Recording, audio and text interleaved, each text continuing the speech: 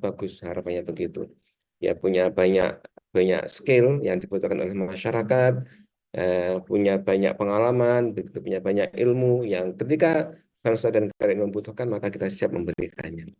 Bapak Ibu, kemudian yang ketiga, saya rasa yang sangat sangat penting tidak boleh apa namanya kita tinggalkan selain Tarbawi bagus, kuat, kompetensi juga kuat adalah masalah keluarga. Keluarga ini adalah hal yang sangat penting, prinsip begitu, karena bahwa seseorang itu akan mampu mengelola masyarakat, mengelola bangsa dan negara ini ketika yang bersangkutan mampu mengelola keluarganya tentunya. Dan kita berharap bahwa anak-anak kita, ya keluarga kita akan menjadi keluarga yang sangat-sangat apa namanya bagus, yang SDM yang berkualitas begitu, sehingga nanti ketika dibutuhkan oleh masyarakat, dibutuhkan oleh bangsa dan negara ini, kita siap untuk memberikannya. Maka oleh karena itulah bahwa apa namanya BK3 ketika ya yang bertugas untuk mengawal mengawal keluarga kita ini adalah hal yang sangat penting untuk kita apa namanya perhatikan, dan di kelas-kelas kita pun juga bagaimana keluarga mendapat perhatian lebih tentunya. Bapak Ibu, Alhamdulillah pada tema malam hari ini adalah hutang pengasuhan ya Bapak Ibu sekalian, webinar series yang pertama ini. Saya rasa bahwa barangkali tema ini mengingatkan barangkali ada hak anak kita yang secara emosional, secara moral atau spiritual, barangkali yang belum maksimal begitu kita berikan. Maka oleh karena itu, bagaimana nanti solusinya kita akan coba dengarkan dari Bu Meti nanti ya. Bagaimana barangkali yang kita mestinya memberikan bimbingan, kasih sayang yang cukup, kemudian juga apa namanya rasa emosi, moral dan spiritualnya itu kita penuhi semuanya. Barangkali ketika ada yang kurang, bagaimana nanti kita untuk memenuhinya itu. Bapak Ibu, ketika kita saat ini berada di era tantangan, era digital yang serba apa ini sangat terbuka ya, eh, tentu ini adalah menjadi tantangan yang luar biasa untuk kita orang tua ini, bagaimana untuk menjaga anak-anak kita. Makanya bagaimana kita terus untuk berlatih, untuk belajar, bagaimana kita untuk bisa mendidik anak secara maksimal agar nanti keluarga kita menjadi keluarga yang produktif, yang mutijah, dan keluarga yang kuat tentunya. Kita harapkan seperti itu. Nah, dengan dari keluarga yang kuat, yang produktif, yang baik, tentu akan menghasilkan yang sangat baik. Barangkali itu yang dapat kami sampaikan. Sebagai akhir kata, kami sekali lagi mengucapkan terima kasih pada seluruh panitia dan juga seluruh hadirin, seluruh peserta yang hadir hari ini kenan hadir. Monggo bagi barangkali ada anak didiknya, ada siswanya yang belum hadir, barangkali bisa diingatkan nih, barangkali teman-teman untuk kembali apa namanya bisa menghadiri agenda ini karena betapa pentingnya agenda kita untuk membina keluarga kita ini. Dan selamat mengikuti webinar sampai dengan selesai tentunya, dan mari kita ambil manfaatnya. Semoga Allah memberikan kemanfaatan untuk kita semua. Terima kasih. Assalamualaikum warahmatullahi wabarakatuh.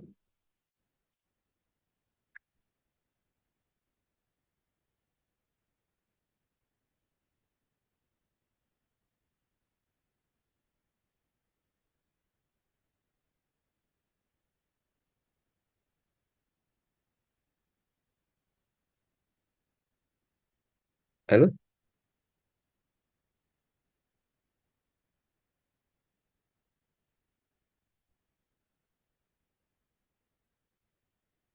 tadi suara saya masuk ya Pak Yogi ya? Oke. Masuk. Masuk, masuk, masuk, Pak. Iya. MC-nya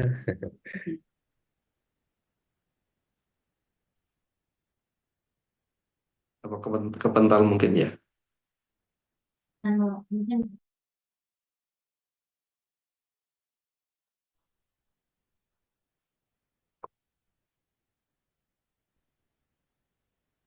diambil alih mungkin. Hari ini bisa ambil alih mungkin untuk jadi MC sementara. Monggo Pak Sam. Karena sesuatu hal saya mengambil alih. Untuk Bu Meti sudah standby ya. Kalau kita sudah, mau Pak. masuk. Ya, Oh, iya. ya, sudah. Kalau begitu kita sekarang, beliau sudah muncul Bu Linda, bukan? Oh, kalau begitu langsung Bu, monggo dipersilakan. Oke, terima kasih. Bismillahirrahmanirrahim. Assalamualaikum warahmatullahi wabarakatuh. Waalaikumsalam warahmatullahi wabarakatuh. Alhamdulillahirrahmanirrahim. La ilaha illallah wahdahu la syarikalah lahul mulku wa lahul hamdu wa huwa ala kulli syai'in qadir. Asyhadu alla ilaha illallah wa asyhadu anna Muhammadar Rasulullah. Astagfirullahalladzi la ilaha illa huwal hayyul qayyum wa atubu ilaih. Alhamdulillah, alhamdulillah segala puji hanya bagi Allah yang menggenggam kehidupan kita sekaligus juga menggenggam kematian kita. Tak lupa kita berikan sholawat dan salam pada junjungan kita Nabi besar Muhammad Sallallahu Alaihi Wasallam beserta keluarga, sahabat dan para pengikutnya yang setia hingga yaumil akhir. Yang saya hormati Ketua Prowil Bapak Fatul dan stafnya serta Ketua BK3 Pak Sul Hadi dan para stafnya serta bunda sekalian yang saya hormati. Mohon maaf sebelumnya mungkin saya bukan berarti di sini menjadi pembicara, bukan berarti saya lebih tahu gitu ya, lebih punya pengalaman atau lebih sukses. Tapi di sini saya niatkan untuk sama-sama belajar. Mungkin host bisa menampilkan slide-nya, Mbak Isma. Ayah bunda sekalian, tentunya kita sebagai orang tua sangat menginginkan anak-anak kita ini menjadi anak-anak yang tangguh, anak-anak yang sukses dunia akhirat, menjadi kebanggaan kita, hanya kebanggaan di dunia, tapi juga menjadi kebanggaan kita kelak di akhirat. Dalam sebuah hadis, ya selanjutnya Mbak Ima, dikatakan bahwa setiap kalian adalah pemimpin dan akan dimintai pertanggungjawabannya atas yang dipimpinnya. Lelaki adalah pemimpin bagi keluarganya dan dia akan ditanya tentang mereka. Wanita merupakan pertanggungjawaban di rumah suaminya serta bagi anaknya dan dia akan ditanya tentang mereka. Jadi anak-anak kita ini adalah amanah yang luar biasa yang Allah titipkan kepada kita yang ternyata kelak akan dimintai pertanggungjawabannya. Jadi siapapun kita, profesi apapun kita, amanah terberat, terbesar dalam hidup kita adalah menjadi orang tua. Dan tentunya amanah ini tidak bisa kita subkoordinatkan sama orang lain, sekalipun guru, sekalipun ustadz, tidak bisa. Tetapi ini adalah ada di pundak kita dan yang harus betul-betul kita prioritaskan bagaimana kita mendidik mereka sehingga mereka menjadi anak-anak yang solih dan solihat.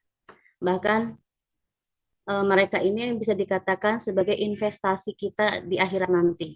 Bukan investasi upah materi, ya.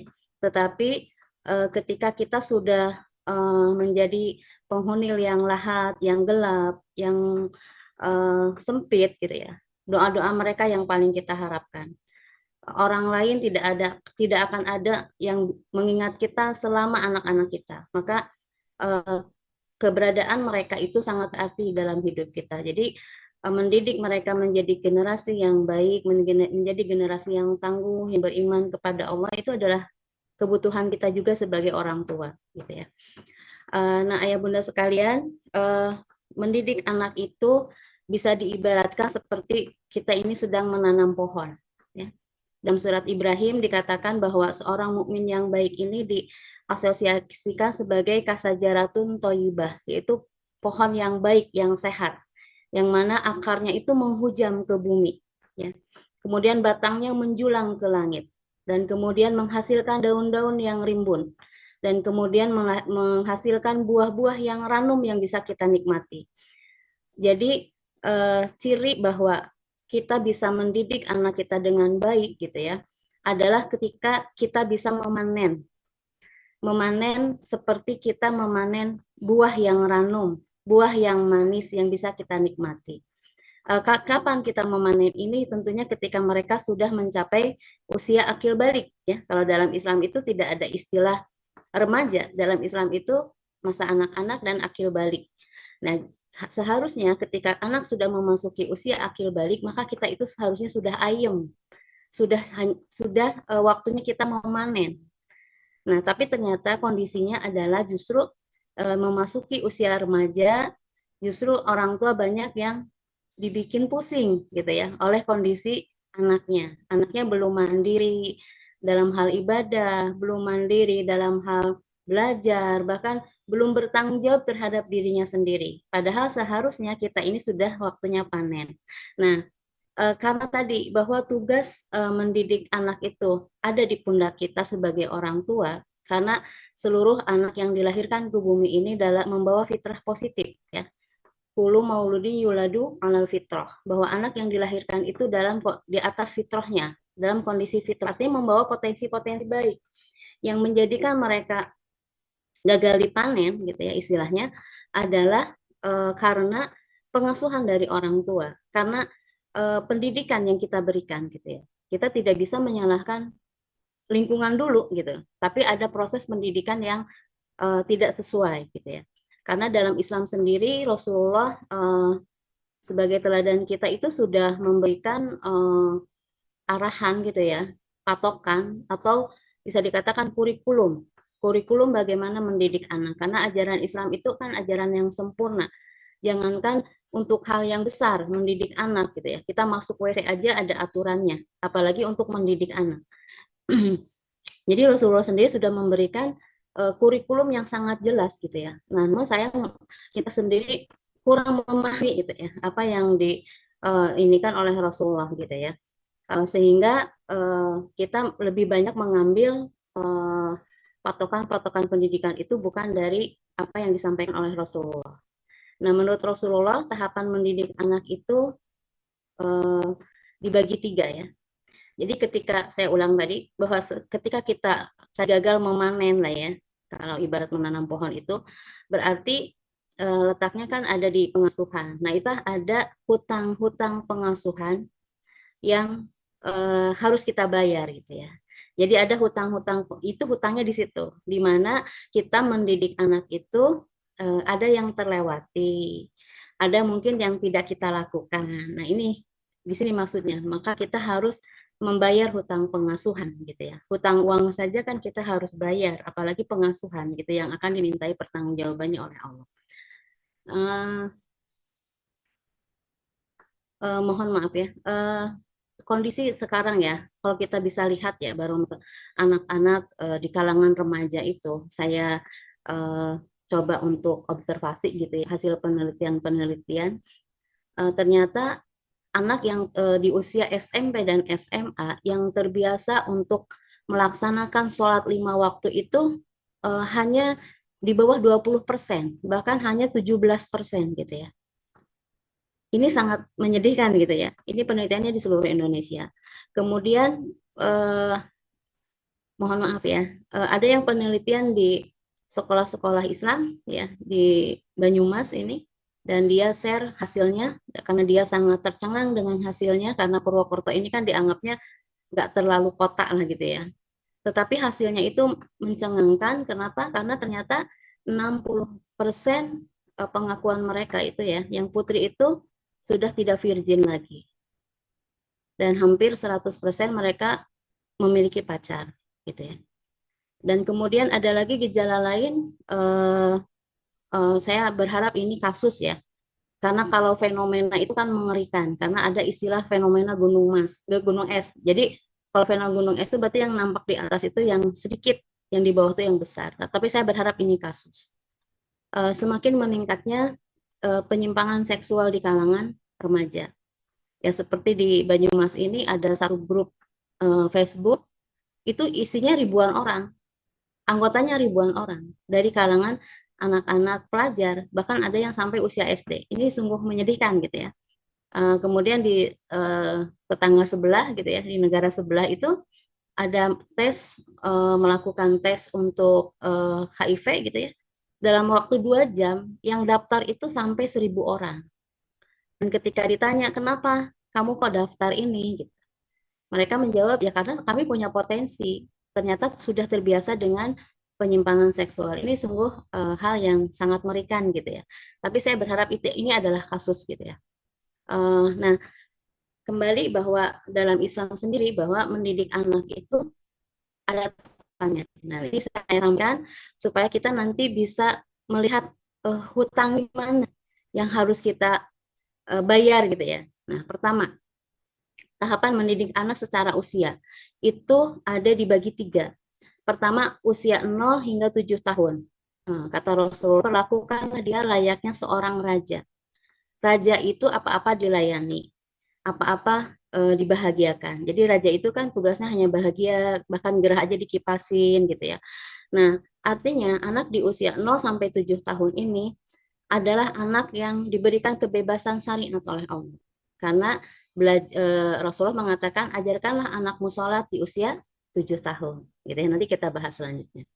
Kemudian anak usia 7 sampai 14 tahun dikatakan perlakukanlah layaknya dia seorang tahanan. Jadi mulai didisiplinkan, mulai diberikan tanggung jawab. Ini anak di usia 7 tahun sampai 14 tahun. Kemudian di usia selanjutnya 14 sampai 21 tahun, perlakukanlah layaknya seorang kawan, seorang sahabat. Nanti mungkin ini materi ini akan dibahas lebih dalam oleh Bu Wida ya pekan depan. Ya, selanjutnya. Ya, selanjutnya Mbak Isma. Nah, kemudian jenjang metodologi dalam dalam mendidik anak ya. Pertama, usia 0 sampai 7 tahun atau usia TK kalau di sekolah ya. Itu metodenya dengan keteladanan. SD dengan penempaan, SMP dengan pembebanan, dan SMA dengan penuntutan. Ya, intinya seperti itu.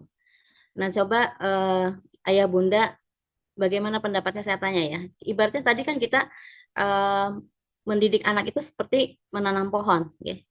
Nah, menurut Ayah Bunda, di usia dini ini kita sedang apa aktivitas kita dalam menanam pohon itu? Ibaratnya. Coba tuliskan di chat. Tuliskan di chat. Ya. Menurut Ayah Bunda, di usia dini, usia 0 sampai 7 tahun ini, anak-anak itu sedang kita apakan? Sedang ditanam, dipupuk, kasih pupuk ya, terima kasih Pak Setio Banjarnegara, Masya Allah. Menyiram, disirami, terus ada lagi kasih pupuk, dijagainya gimana nih? Mulai dibibit, menyemai, menyemprot. Tadi ada yang menggemburkan tanah itu siapa ya? Nah, dipagerin, kemudian diberi pupuk, dipagerin ya sudah ya cukup ya. Disayang, disemai dan disiram. Nggak tahu disayang tanaman gimana. Nah, jadi ya selanjutnya Mbak Ima. Ya, terima kasih. Dari jawaban-jawaban tadi hanya 1 orang yang betul. Jadi di fase 0 sampai 7 tahun, ibarat kita sedang menanam pohon, maka bukan sedang menyiram, apalagi memupuk gitu ya. Ada 1 fase penting ya.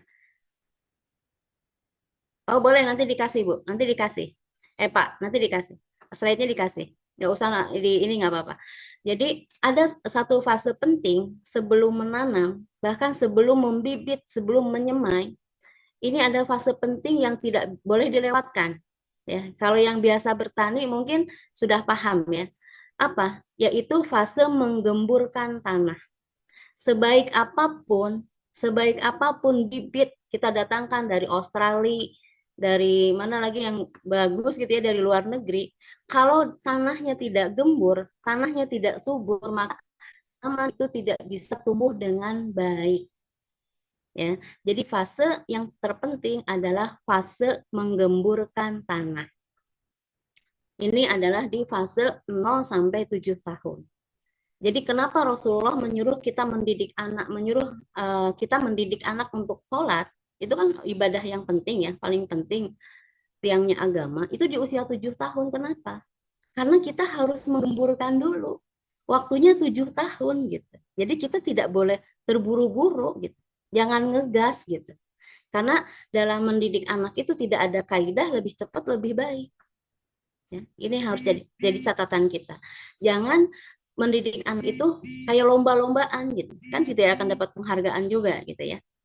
Jadi di usia 0 sampai 7 tahun ibarat kita menanam pohon, maka kita itu sedang menggemburkan tanah.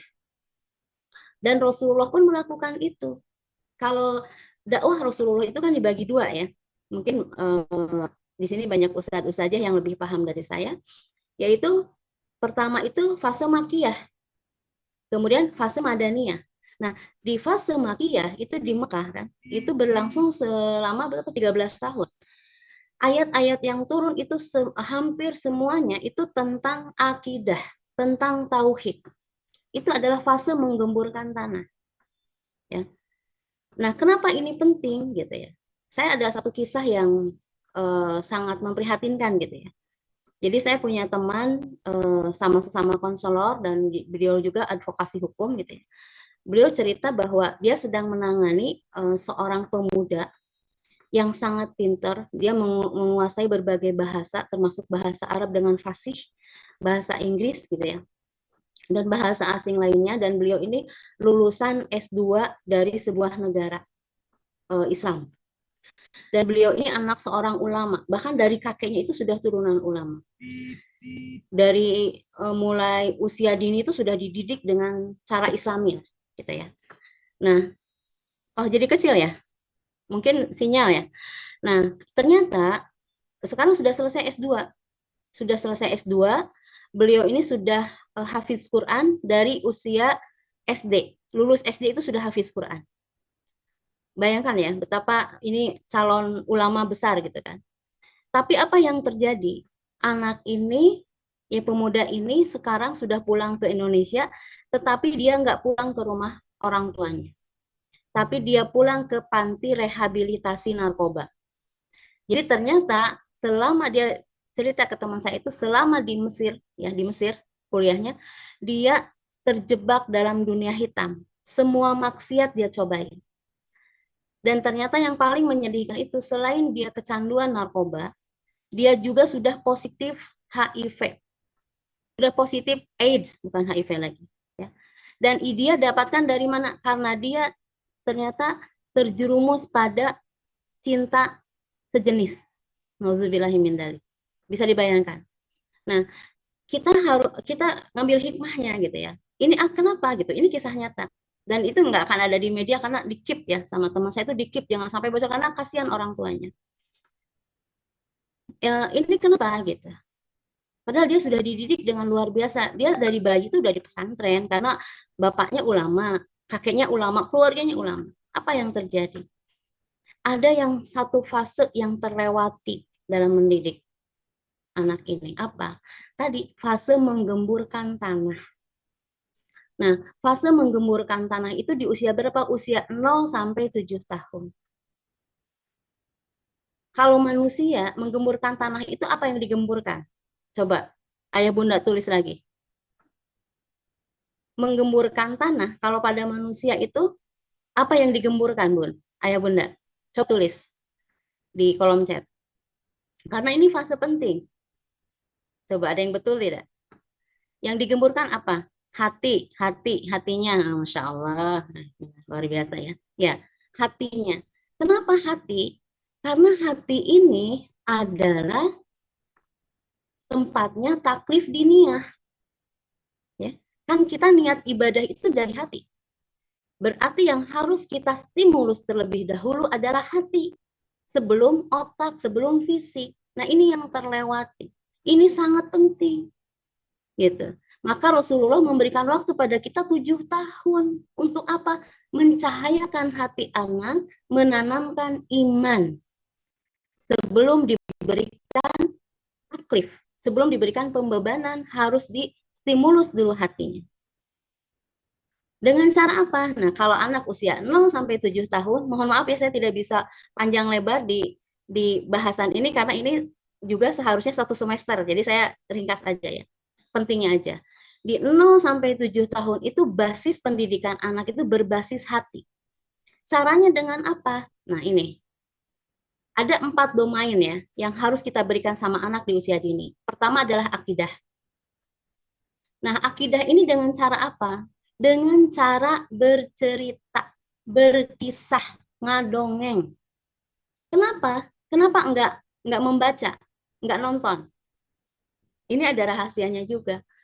Karena hati ini, ayah bunda, koneknya dengan telinga. Maka kalau kita ingin menyuburkan hati anak, bukan dengan menstimulus mata, tapi stimuluslah telinganya. Melalui apa? Cerita, dongeng. Mungkin ada yang menganggap, ngapain sih dongeng gitu ya. Tapi ini efeknya luar biasa. Apa yang kita dongengkan sama anaknya tentang Allah. Betapa maha pengasihnya Allah. Bagaimana maha cintanya Allah sama kita. Gitu ya. Kemudian kisahkan tentang surga, tentang Rasulullah. Gitu ya. Suburkan kecintaan anak kepada Allah. Maka di fase di bawah 7 tahun ini jangan ceritakan tentang siksa dan neraka. Tapi ceritakan tentang surga. Supaya apa? Supaya anak itu terobsesi ingin masuk surga, ingin bertemu dengan Allah. Kalau ayah bunda mendapati anaknya sudah bertanya di usia balita, Bu, Allah itu tinggi, tingginya seperti pohon kelapa enggak? Ibu jangan marahin. Berarti dia sudah terobsesi tentang Allah sampai dia membayangkan wujud Allah itu seperti apa. Nah, berarti dia sudah terobsesi tentang Allah, itu sudah bagus sekali. Okay. Kemudian untuk menghadirkan Allah untuk kehidupan anak. Melalui apa? Pemberian ASI. Kenapa? Karena pemberian ASI itu Allah menyampaikan langsung, tidak meminjam lisannya Rasulullah. Masya Allah. Ada di dalam Al-Quran. Maka susuilah anak sampai 2 tahun. Dan kalau yang tidak bekerja jangan sampai pakai dot. Kalaupun yang bekerja, kalau di rumah jangan pakai dot. Ya, ketika ibu pulang langsung. Ini berkaitan dengan yang berikutnya, apa? Emosi. Jadi membangun emosi, ingin mencerdaskan emosi anak ketika bayi adalah dengan melekatkan dia dengan ibunya. Maka ada perintah menyusui sampai 2 tahun. Saya dari dulu mencari gitu. Apa sih hikmahnya kok harus disusui sampai 2 tahun? Baru terjawab 2017, ayah bunda. Ada hasil penelitian yang dibukukan ya, saya ikut seminarnya di Jogja waktu itu. Ternyata ada penelitian di Finlandia, puluhan tahun ini penelitian. Ada anak yang lekat dengan ibunya, bonding dengan ibunya, ada anak yang tumbuh tidak bonding dengan ibunya. Apa yang terjadi? Ternyata anak yang bonding dengan ibu itu memiliki kecerdasan emosi yang sangat bagus.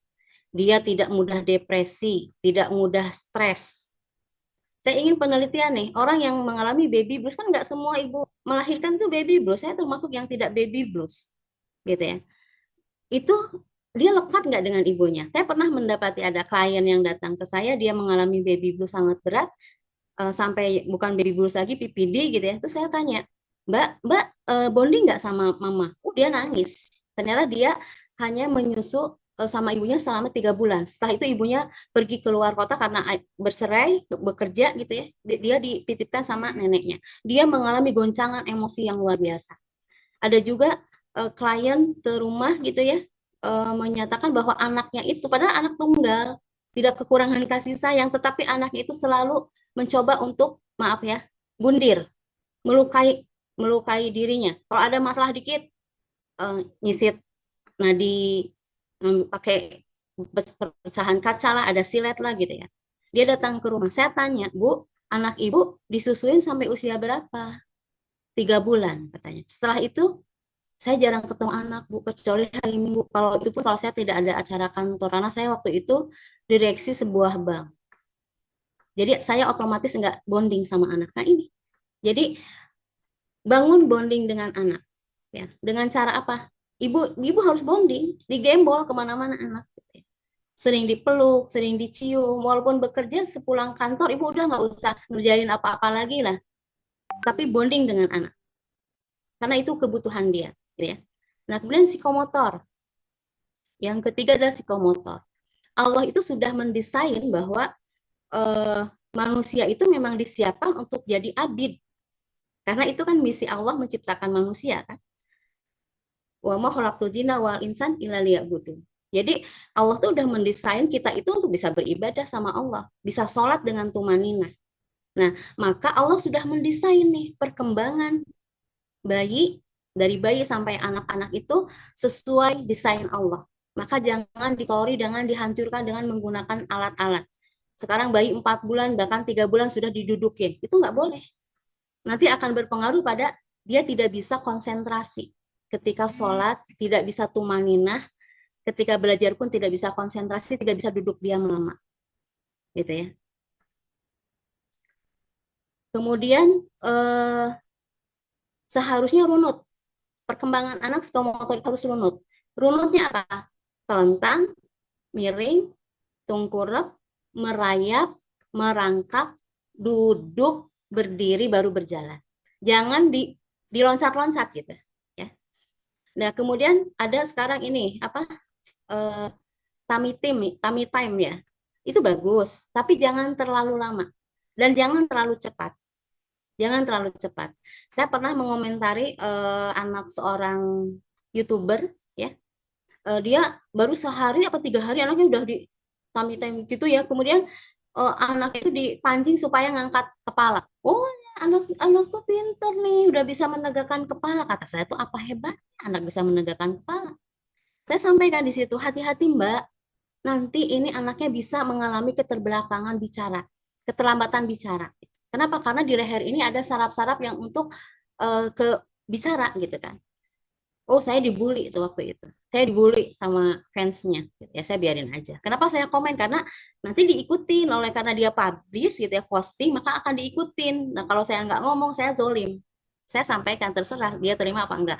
Ternyata sekarang setelah 2 tahun terbukti anak itu mengalami keterlambatan bicara. Sekarang sedang terapi dan itu tidak murah. Nih, luar biasa ya.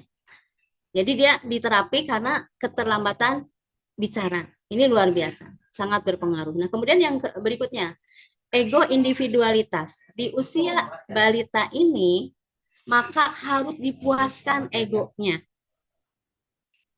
Anak sedang membangun ego individualitasnya.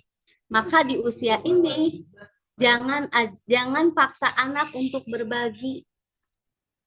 Jadi berbaginya kapan? Ya berbaginya nanti pas udah 7 tahun akhirnya dia dibagi. Tapi di usia ini anak dilatih untuk membangun egonya. Mungkin ayah bunda pernah bertemu dengan teman yang dia itu tidak bisa menerima masukan dari orang. Egois, ya kan? Pokoknya dia merasa paling benar lah. Biasanya ini anak pertama yang saya sering dapatin itu anak pertama dan adiknya banyak dan umurnya deketan. Jadi dia dipaksa untuk mengalah dari kecil. Dengan udah gede nagih. Dia nggak mau mengalah sama orang. Susah memfollow orang. Itu nggak bisa kolaborasi. Itu nggak bagus. Ya kan kita kan manusia banyak kekurangan ya. Harus kolaborasi. Apalagi kalau membangun sebuah organisasi dia seperti itu payah gitu kan. Ya kemudian selanjutnya ini sudah ya. Ya selanjutnya. Mbak Ima, saya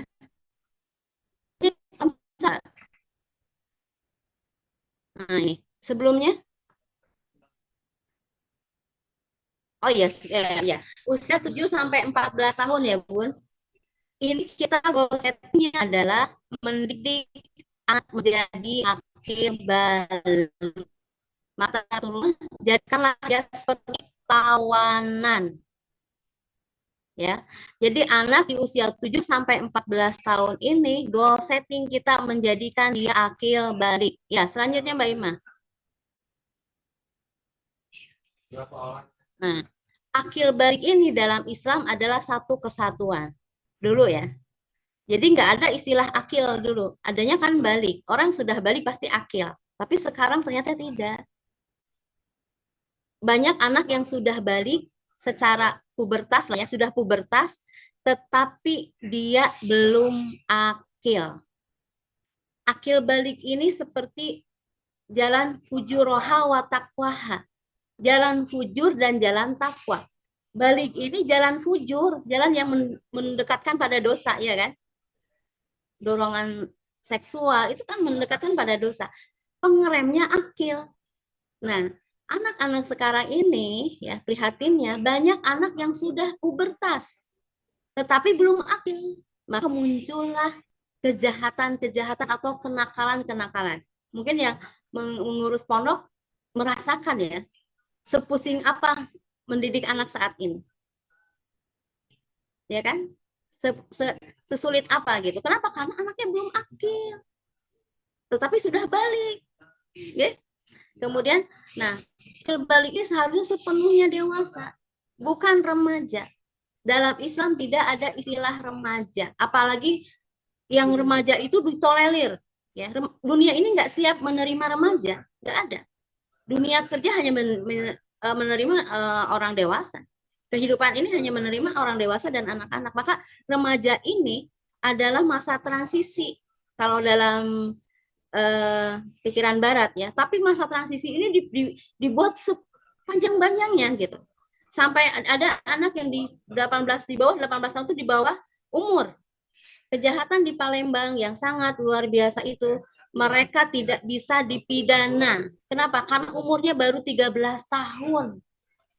Mereka sudah balik. Mereka bisa mengeruda paksa, berarti kan sudah balik. Coba, seperti apa gitu hukum? Anak karena dianggap di bawah umur, maka dia tidak bisa diadili. Padahal kelakuannya ya Allah. Mungkin iblis aja malu melihat. Ngeri. Gitu ya. Kemudian akil balik itu matang fisik, matang mental. Jadi kita harus mendidik anak itu bukan hanya matang secara fisik, tetapi harus juga matang secara mental. Kemudian mandiri. Mandiri minimal bisa mengurus dirinya sendiri. Kemudian dia bisa melaksanakan ibadah dengan mandiri. Tapi ini tentunya tahapan ya. Di usia 7 sampai 12 tahun itu masa untuk ditempa belajar. Nah, ketika usia 12 tahun Bunda harus sudah melihat ini anak sudah mandiri belum. Ya. Kemudian bertanggung jawab pada siapa? Pada dirinya, kemudian pada lingkungannya di sekitarnya. Nah ini ada pembahasan khusus. Nanti bisa lihat di YouTube saya ya, secara lengkapnya ada di YouTube saya Metihara Channel. Kemudian siap memikul beban. Nah anak yang akil balik itu sudah siap memikul beban, termasuk beban syariah. Dia sholat sudah tidak lagi harus dioprak-oprak gitu. Dia sudah bisa menjalankan sendiri, bahkan menikmati. Dia sudah merasa sholat itu sebuah kebutuhan, berarti dia sudah siap memikul beban. Kemudian bagian dari solusi, bukan masalah. Nah, kalau anak-anak sekarang di usia remaja, bagian dari solusi belum? Belum ya, bahkan menjadi masalah. Ya, selanjutnya. Bagaimana selanjutnya? Nah, ini. Jadi perbandingannya akil itu keadaan mental seseorang yang telah siap melaksanakan segala kewajiban, ya. Sedang balik itu keadaan fisik yang sudah berkembang, artinya gampangnya sudah bisa bereproduksi lah, itu balik. Kemudian akil ini tidak datang sendiri, tetapi harus diusahakan. Artinya kita tidak bisa, biarin deh alami aja nih anak pasti nanti akil, enggak. Harus by design. Kemudian kalau balik itu akan dicapai secara alami walaupun berbeda waktunya. Kalau balik itu sangat dipengaruhi oleh makanan dan rangsangan mata, sangat dipengaruhi oleh itu. Maka kita harus berusaha supaya anak-anak kita itu akil baliknya itu bareng gitu loh. Jangan sampai timpang. Walaupun timpang jangan terlalu lama. Kita harus berusaha mengeluarkan anak dari zona belum akil menjadi akil. Kalau bisa diterlambat baliknya, tapi akhirnya lebih cepat itu lebih bagus lagi. Anak akan ya selesai dengan dirinya, nggak ada PR-PR lagi gitu ya. Nah kalau sudah seperti ini, berarti ibu nggak punya hutang pengasuhan. Kalau belum, berarti ibu punya hutang pengasuhan. Gini. Ya selanjutnya Mbak Ibu. Nah, usia 14 sampai 21 jadikan anak sebagai sahabat. Sahabat itu cirinya apa? Enak diajak ngobrol, nyaman gitu ya. Nanti lebih dalamnya akan dibahas oleh Bu Wida ya pekan depan. Ya, selanjutnya. Karena ini waktunya sedikit lagi. Nah, prinsipnya di sini adalah dia adalah sahabat berbasis pada kebebasan yang bertanggung jawab. Artinya bebas itu bukan bebas yang bablas, tetapi dia diberikan otoritas untuk menentukan pilihan gitu ya. Terus ini targetnya mandiri di bawah pengawasan orang dewasa dan targetnya mandiri bertanggung jawab. Bertanggung jawab, berpikir mandiri, punya sosialitas. Nah, ini dia mulai bisa menjadi solusi sosial gitu ya. Nah, di sini di Sekolah Harapan Bunda ini setelah saya ya sharing lah dengan guru-gurunya gitu ya, bagaimana mengeluarkan anak dari zona belum akil gitu ya. Dibuat programnya Masya Allah ya, saya jadikan penelitian untuk S2 saya. mereka itu bikin ini namanya magang sosial. Jadi kayak KKN lah, tapi cuma 5 hari. Ternyata Masya Allah hasilnya itu luar biasa. Saya minta anak-anak itu apa ya namanya ya, menuliskan pengalaman mereka itu luar biasa. Ternyata anak-anak itu siap kok dimandirikan oleh orang tuanya. Jadi selama magang sosial itu mereka tinggal di kampung dengan orang-orang yang sederhana, bahkan tidak mampu, makan, minum seperti kondisi orang-orang yang menampung mereka, bahkan mereka ikut mencari nafkah, ada yang jadi petani ya mereka mencangkul di sawah, ikut menjemur gabah gitu ya. Ada yang pedagang ya mereka bikin dagangan, kemudian keliling, jualan keliling. Ternyata pengalaman itu menjadi trigger bagi mereka untuk apa? Ini, tanggung jawab. Mereka punya rasa tanggung jawab. Kalau kita ngomong misalnya, itu nggak bisa diomongkan ya, misalkan, nah, kamu tuh harus jadi tanggung jawab ya. Tanggung jawab adalah gitu. Gak bisa. Tapi mereka harus merasakan dulu. Kemudian apa? Bersyukur. Oh, ternyata selama ini ayah bunda itu sudah memberikan yang terbaik ya. Sampai saya nggak pernah merasa lapar. Sampai saya nggak pernah merasa makanan yang tidak enak. Itu nggak bisa kita lisankan gitu. Nah, kamu tuh harus bersyukur loh. Ayah itu sudah kerja, nggak bisa. Mereka harus merasakan dulu kepedihan. Gitu ya. Jadi konsepnya di usia 12 ke atas lah ya, benturkan anak itu dengan masalah. Jangan takut, jangan sterilkan anak dari masalah. Maka kalau bagusnya di pondok-pondok pesantren itu jangan ada laundry. Biarkan mereka belajar mencuci sendiri. Kacau dikit nggak apa-apa.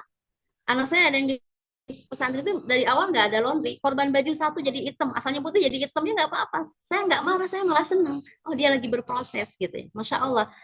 Jadi benturkan mereka dengan masalah setingkat dengan dari kemampuannya, baru dia akan akil. Jadi jangan kita memberikan masalah tuh di bawah kemampuan dia nggak akan mikir-mikir. Tapi berikan setingkat di atas kemampuan dia. Maka benturkan mereka dengan masalah. Ya, ini mungkin bisa nanti ngobrol lebih lanjut ya tentang ini. Ya, selanjutnya. Nah, ini.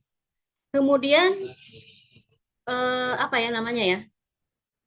Allah itu menciptakan laki-laki dan perempuan itu kan berbeda, ya. Jadi kenapa Allah menciptakan laki-laki dan perempuan berbeda? Karena memang punya peran-peran yang masing-masing itu punya peran, dan ini termasuk berhubungan dengan pengasuhan. Seorang ayah, Allah setting dia sebagai kowam, ya. Maka seorang ayah ini karakternya beda dengan bunda. Ayah ini punya ciri, bukan punya ciri, punya karakter individualitas. Individualitas itu dia sangat concern dengan dirinya, ya, kurang peduli dengan orang, ya kan? Tapi bunda itu makhluk sosialitas. Cirinya apa? Cek aja. Banyakan siapa yang punya grup di WA? Banyakan siapa yang punya bestie? Dress code. Ayah punya dress code enggak? Kalau nggak dipaksa di kantor kan nggak punya ya ayah ya. Tapi kalau bunda, dress code-nya tiap hari ganti. Karena bunda makhluk sosialita. Itu salah satu cirinya ya. Maka si bunda yang sosialita ini ketika dia mengasuh anak, dia akan selalu berusaha supaya anak itu di zona nyaman. Tidak mau anak itu menghadapi beban, kesulitan, ya. Itu fitrah, termasuk saya. Ya kan? Tapi ayah yang individualitas itu, maka dia tidak terlalu empati dengan kondisi anak. Maka ayah ini akan membuat kalau anak dididik oleh ayah, anak itu akan lebih bisa mandiri. Karena ayah akan memberikan masalah sama anak. Itu nalurinya seperti itu. Okay? Nah, lalu peran ayah nih dalam pengasuhan. Maka dalam pengasuhan itu, anak itu tidak hanya butuh ibu. Anak yang terlalu dihandle oleh ibu, hanya oleh ibu, maka dia akan cepat balik, tapi terlambat akil. Okay.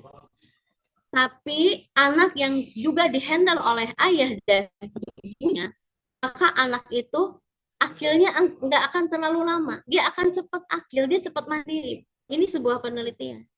Jadi anak yang hanya diasuh, dididik oleh ibu, ayahnya lepas tangan, ya, ayahnya itu ada dan tiada gitu ya, ada tapi tiada, maka mungkin sinyal Bun. Kalau di sini ayah sinyal. Tapi kalau anak itu di apa namanya ya, dididik oleh sebentar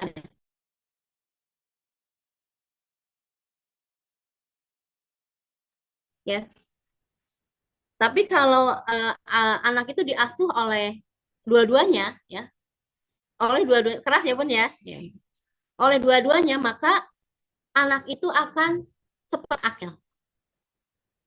Ya, akan cepat akil. Nah, ini tugas peran ya. Jadi ayah bunda itu harus berperan dalam kehidupan anak. Ayah itu tugasnya man of vision and mission. Ayah harus punya misi. Kenapa Nabi Ibrahim yang LDR sekian tahun sama anaknya dan istrinya, tapi anaknya jadi anak soleh? Kenapa? Karena punya misi. Misinya disampaikan sama siapa? Sama istrinya. Jadi ayah itu nggak harus selalu ada di rumah gitu, nanti nggak kerja-kerja. Tapi ayah itu harus punya visi dan misi. Mau dibawa kemana ini keluarga ini? Mau jadikan apa anak-anak ini gitu. Itu ayah yang menentukan, Bu, bukan ibu. Ibu gimana? Nunut, nurut, ya. Kemudian ayah itu penanggung jawab pendidikan, bukan ibu. Ibu pelaksana, tapi penanggung jawabnya ayah. Ayah yang menentukan rule-rule-nya itu ayah. Kemudian ayah itu konsultan pendidikan. Ibu madrasah tetapi konsultannya ayah. Kemudian ayah ini sang ego dan individualitas. Maka ayah akan menjadi orang yang tadi terakhir. Orang yang raja tega. Tega dalam mendidik anak. Kenapa? Karena dia sang ego. Kalau ibu merasa bahwa suaminya kok egonya tinggi banget ya, berarti dia lelaki sejati, Bun. Jangan sampai lolos. Itu lelaki sejati, ya kan? Karena lelaki sejati itu ego. Dia nggak mau kalah. Dia jiwanya kompetisi. Itu laki-laki, ya kan? Nah, kemudian ayah itu pembangun sistem berpikir. Anak yang misalkan usia ya SMA, dia belum tahu nih mau kuliah di mana, mau jadi apa, berarti kurang sentuhan ayah. Karena ayah itu yang mengajarkan sistem berpikir, bukan bunda. Ya. Kemudian ayah itu penegak profesionalisme. Maka ayahnya yang harus jadi contoh gitu. Bagaimana menjadi seorang profesionalisme. Dan ayah ini supplier maskulinitas. Ya. Banyak anak yang terjebak LGBT, nuwun sewu, karena kurang interaksi dengan ayah.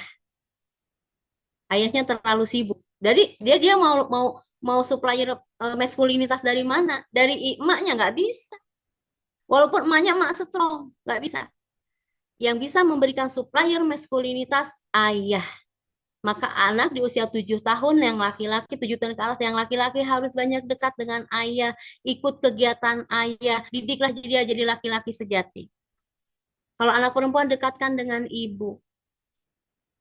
Ajarkanlah dia sebagai seorang wanita yang memanage rumah tangga, gitu kan. Nah, kemudian ayah itu si raja tega. Inilah raja tega, inilah yang sebenarnya menjadikan anak cepat mandiri ya. Ya, selanjutnya Mbak Ima. Selanjutnya adalah peran ibu. Nah, ibu ini pelaksana harian. Ya, ibu sebagai madrasah, maka dia sebagai pelaksana harian pendidikan anak. Maka ibu ini, karena ibu ini makhluk halus ya Bu ya. Ibu ini kekuatannya di hati. Ingat Bu, ibu ini kekuatannya di hati, bukan di sini. Bukan berarti kita nggak pintar ya, tapi kekuatan kita di sini, di hati. Ibu itu orang yang mengajarkan cinta, menumbuhkan cinta dan kesetiaan dan kelemah lembutan, gitu ya. Dan ibu ini sang harmoni dan sinergi. Jadi ibu nggak boleh ikut-ikutan pas kayak ayah. Yang tegas ayah, yang lembut ibu. Ibu jangan ikut-ikutan tegas. Jangan ikut-ikutan galak. Ibu itu harus lembut. Maka perempuan itu diibaratkan sebagai malam. Ibu, kalau ibu-ibu mungkin kayak saya ya. Saya ini kan jiwanya jiwa korsat gitu ya. Maka kita harus belajar lembut. Harus belajar lembut. Di depan anak, nggak boleh kita lebih gagah dari suami. Nggak boleh. Nggak boleh. Ibu di jalanan bolehlah gagah, tapi di depan anak ibu nggak boleh lebih gagah dari suami. Karena kita itu diciptakan sebagai harmoni untuk menjaga sinergi, maka kita lembut. Fitrahnya itu kita itu lembut. Dan kalau ibu dipaksa untuk jadi keras, maka ibu akan lemah. Apa yang lemah? Hatinya lemah. Ya, ibu ini diberikan kelebihan oleh Allah memiliki intuisi yang kuat, yaitu berupa firasat dan kontak batin dengan anak. Maka kalau ibu dipaksa jadi orang yang strong, ya, maka hatinya ini akan keras. Maka sisinya firasatnya lemah. Si firasat ini, Bu, bisa mencegah anak dan suami mengalami hal-hal yang tidak baik atau melakukan hal-hal yang tidak baik melalui kontak batin. Ya. Nah, kalau misalnya ada ya suaminya melakukan apa dia nggak tahu, nggak ada firasat, berarti hatinya keras, kurang lembut, ya harus diusaha dilembutkan. Ya. Kemudian ibu tuh pemilik moralitas dan nurani. Jadi kalau ada anak yang suka ngebully, nah ini PR-nya ibu. Berarti ibu belum mengajarkan moralitas dan nurani, ya kan? Tapi kalau anaknya yang dibully, ini yang PR bapaknya. Berarti anak itu tidak memiliki citra yang positif terhadap ayahnya. Makanya dia jadi korban bully. Saya banyak yang menangani begitu. Kalau ada anak yang dibully, saya tanya, bapaknya gimana? Biasanya ibunya nyerocos, ngejelekin bapaknya. Oh iya, pantas. Hati-hati ya, Bun. Ketika kita punya masalah dengan suami, jangan curhat sama anak. Nanti anak punya persepsi yang negatif tentang bapaknya, dia kehilangan sosok hero dalam hidup. Ini bahaya. Dia akan mengundang pembuli. Nauzubillahiminadzalik. Kemudian bunda ini supplier feminitas. Maka bunda harus lembut, harus feminin. Nggak usah strong-strong. Ya kan? Ini harus kita jaga. Kenapa? Karena nanti kalau ibunya sama-sama gagah, nanti anaknya supplier feminitasnya dari siapa? Maaf ya, maaf. Saya banyak menangani anak-anak yang terjebak lesbian. Bahkan ada yang dia di pondok, tapi lesbian. Saya tanya, ibunya gimana? Nangis mereka. Jadi rata-rata ibunya tuh galak, tegas gitu ya. Sehingga dia tidak mendapatkan supplier feminitas dari ibunya. Kalau laki-laki, ya tidak mendapatkan supplier maskulinitas dari ayahnya. Gitu ya. Jadi jangan dibalik. Ini jangan dibalik. Fitrah ayah dan fitrah bunda sudah Allah setting seperti itu, jangan dibalik dan jangan dihilangkan. Ya. Kemudian ibu itu pembangun hati dan rasa. Ibu, maka anak laki-laki di usia 14 tahun ke atas harus ada quality time sama ibunya, ngobrol berdua supaya dia nanti belajar untuk memperlakukan istrinya. Dia melihat ibunya kadang-kadang sedih gitu ya, nangis, nggak apa-apa Bu, di depan anak kita menunjukkan emosi-emosi kita itu nggak masalah. Jangan kita jadi malaikat tak bersayap gitu ya, yang nggak punya salah, nggak bisa. Justru anak harus belajar dari kita bahwa ya perempuan tuh seperti ini gitu. Perasaannya halus gitu ya, moodnya itu berantakan gitu ya, dia harus paham ya. Kemudian suaranya melemah, mungkin sinyal ibu ya. Kemudian berbasis pada pengorbanan. Nah, ibu ini memang, wah, Masya Allah lah, pengorbanannya luar biasa ya, luar biasa. Itulah ibu. Ya, selanjutnya. Nah, ini maka kita harus membayar hutang pengasuhan. Ya, hutang ini uang saja. Ini kisah Rasulullah dengan Abu Umamah itu harus dibayar. Apalagi pengasuhan, gitu ya. Maka kita harus bagaimana supaya kita bisa membayar hutang pengasuhan. Yang pertama, ya selanjutnya Mbak Ima. Nah ini, ada namanya 4R. Langkah-langkahnya ya, respon, review, reflect, dan write. Ya, selanjutnya Mbak Ima. Nah, respon. Terima dan lihat latar belakangnya.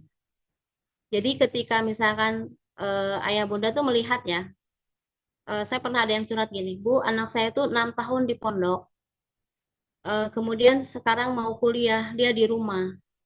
Dia sholat subuh jam 7 aja saya udah seneng. Saya kaget, loh kenapa? Ya begitulah Bu. Nah, kita harus terima ini kondisi anak kita. Lalu kita lihat, oh ini berarti ada masalahnya di mana? Oh berarti dia belum tumbuh imannya, belum tumbuh iman di hatinya. Oh iya dulu terlewat nih anak, nggak dididik hatinya, gitu ya Bu ya. Terima, jangan menolak.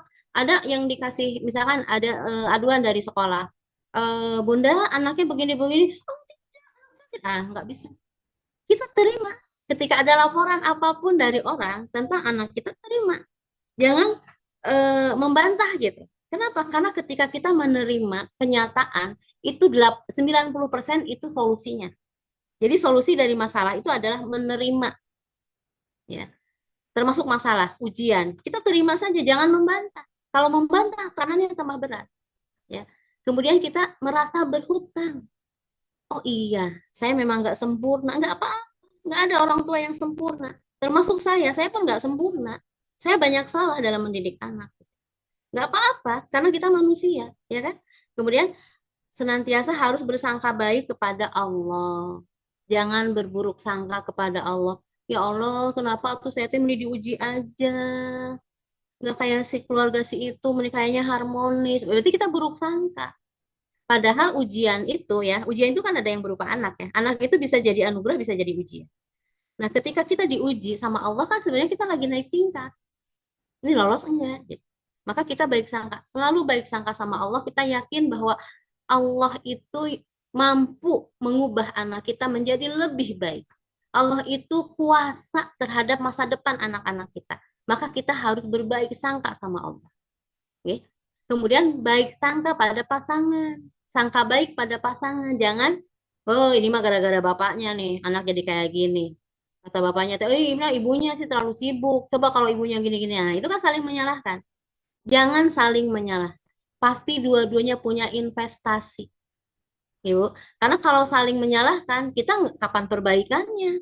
Ya, ya selanjutnya Mbak Iman yang kedua adalah review. Kajilah kenapa ada utang. Nah, biasanya ada 3 nih.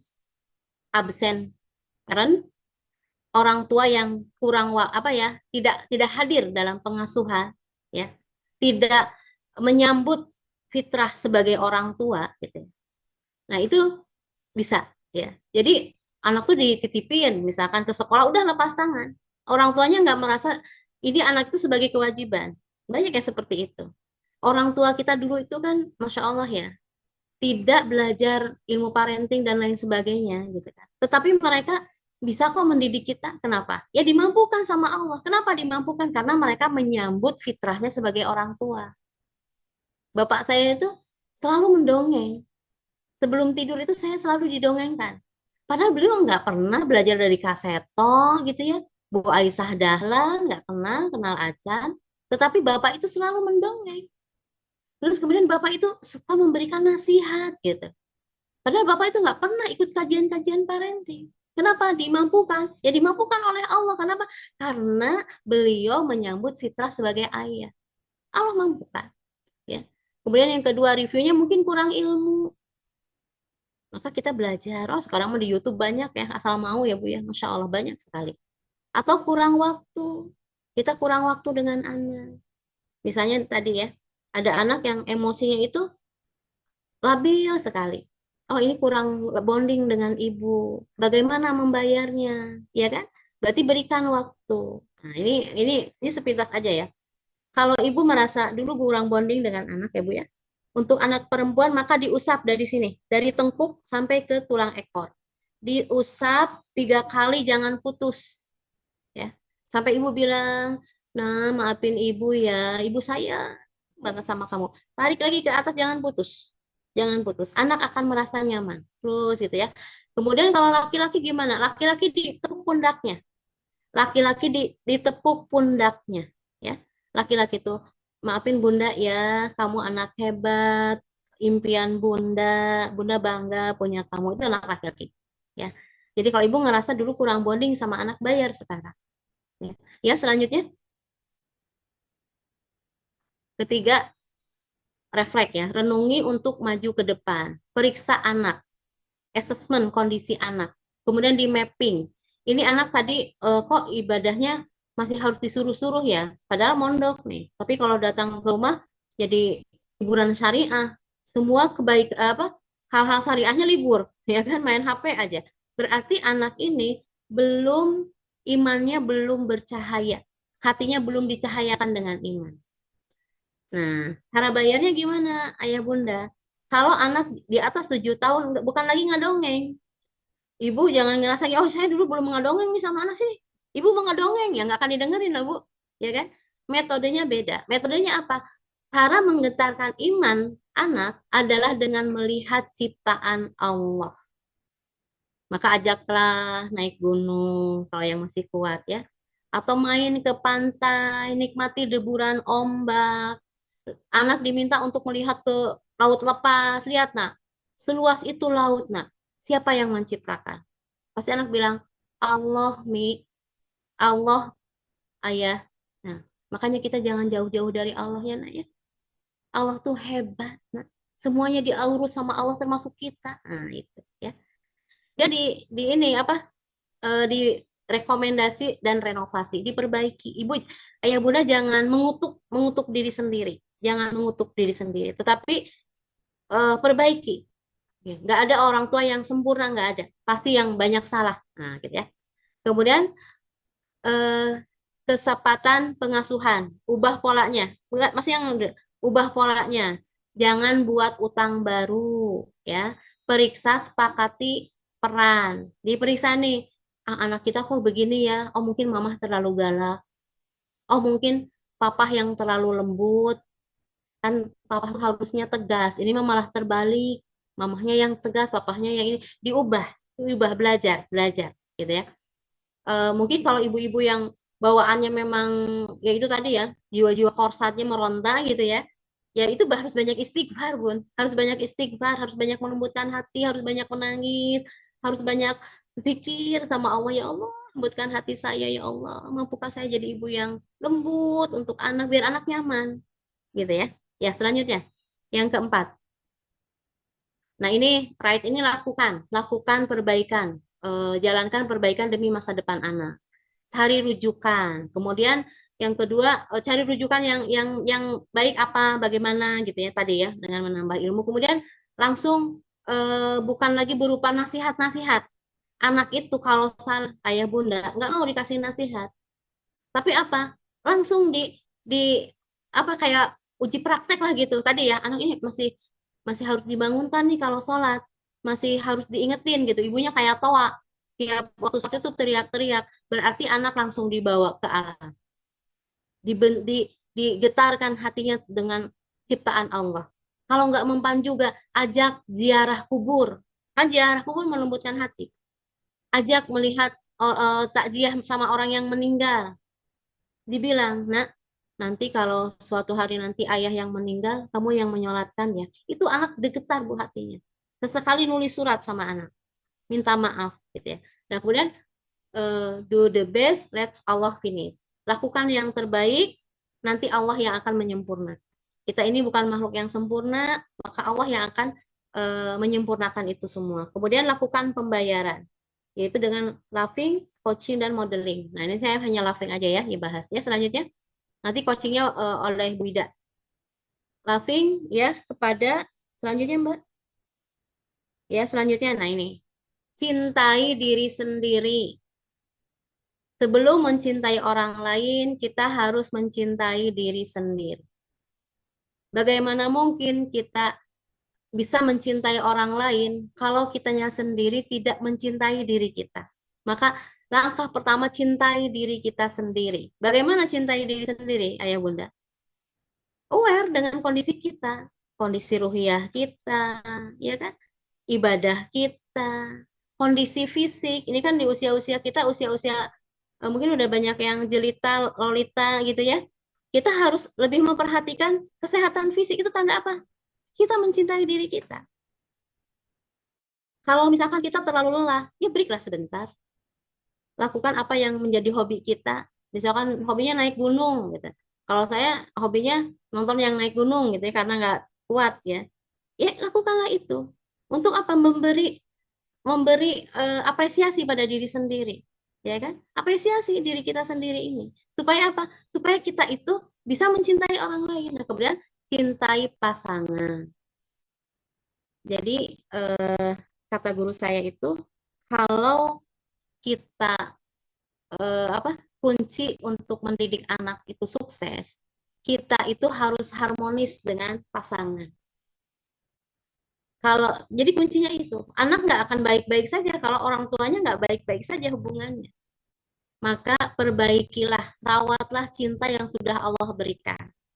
Cintai pasangan bukan dari kacamata kita, tapi cintai pasangan sesuai dengan kebutuhan dia. Ya, maka yang berikutnya, Mbak, mengisi tangki cinta, mengisi tangki cinta anak dan mengisi tangki cinta pasangan.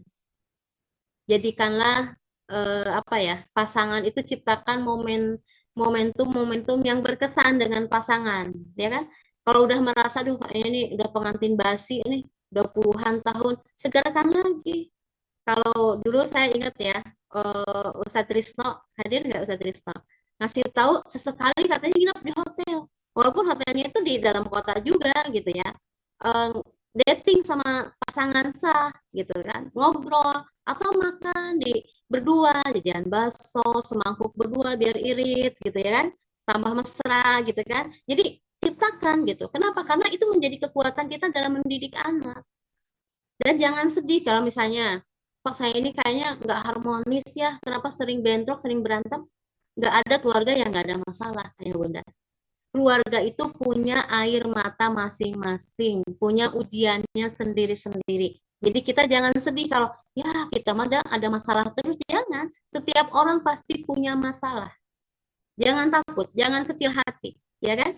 Kita misalkan, barusan aja eh, ribut malah sama pasangan. Nggak apa-apa, nanti perbaiki lagi. Kan terus aja begitu. Ya kan? Kemudian hindari micro cheating. Micro cheating itu apa? Celah. Celah untuk masuknya orang ketiga. Bisa dari hal-hal yang sepele. Micro cheating, apalagi zaman sekarang ya. Lewat chat, ngobrol, curhat. Hindari. Kenapa?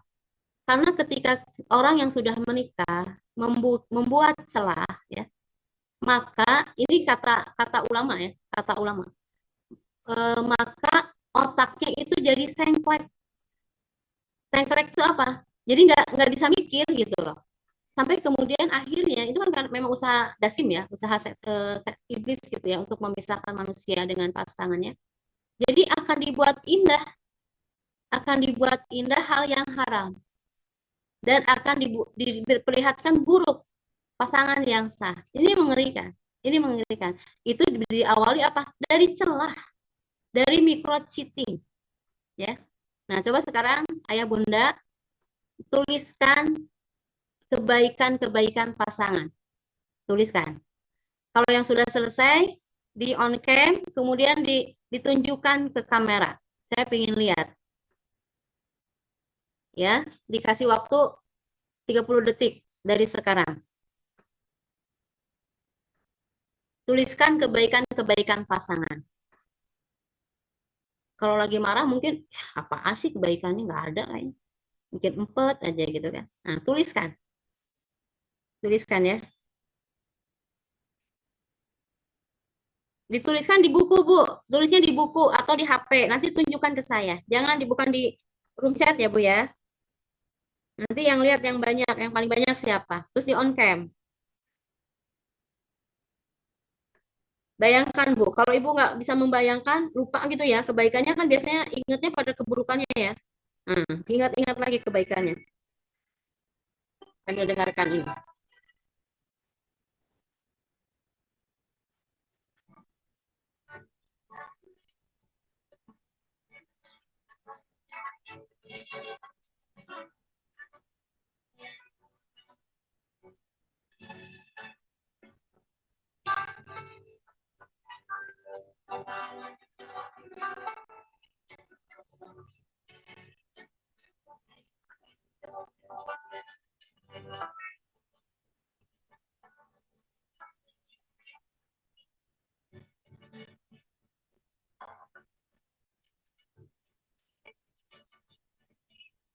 Sudah ya?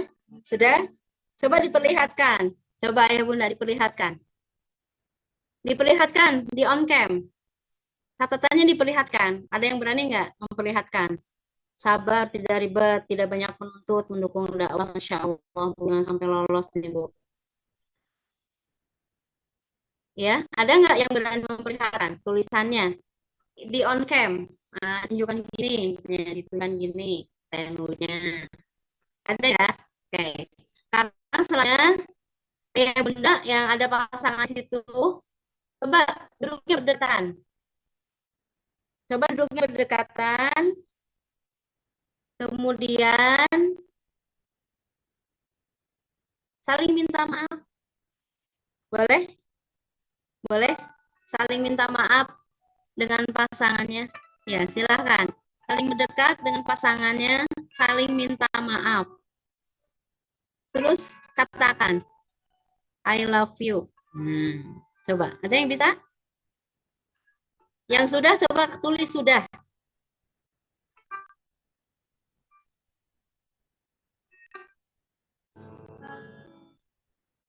Pak, I love you-nya sama pasangan.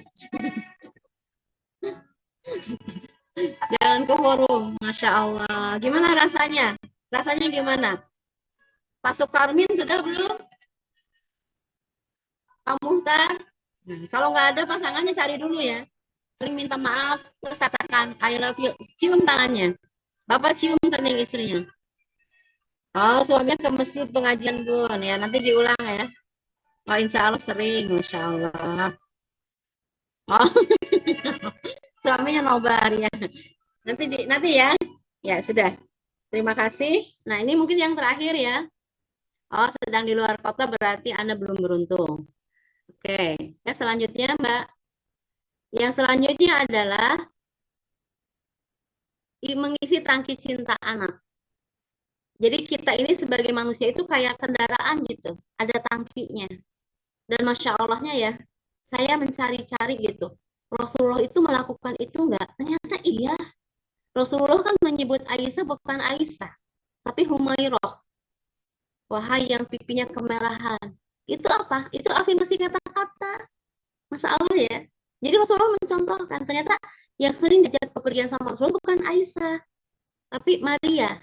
Karena mungkin Maria yang bahasa cintanya quality time, kebersamaan.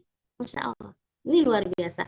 Jadi, kenapa penting mengisi tangki cinta anak dan pasangan ini? Supaya mereka merasa dicintai oleh kita, merasa trust dengan kita. Ayah, kalau menasihati anak, anaknya nggak nurut, berarti ayah kurang investasi cinta sama anak. Jadi ketika ayah nasihatin agak keras, dia merasa dizolimi, bukan dicintai. Kenapa? Karena tangki cintanya kosong. Ya, maka isi dulu tangki cinta, baik tangki cinta pasangan maupun tangki cinta anak. Ini saya anggap paham ya tentang tangki cinta ya. Ada 5 kan, pujian, pelayanan, sentuhan fisik, quality time kebersamaan dan hadiah. Ya, ini setiap orang beda-beda, ayah bunda. Diambil 2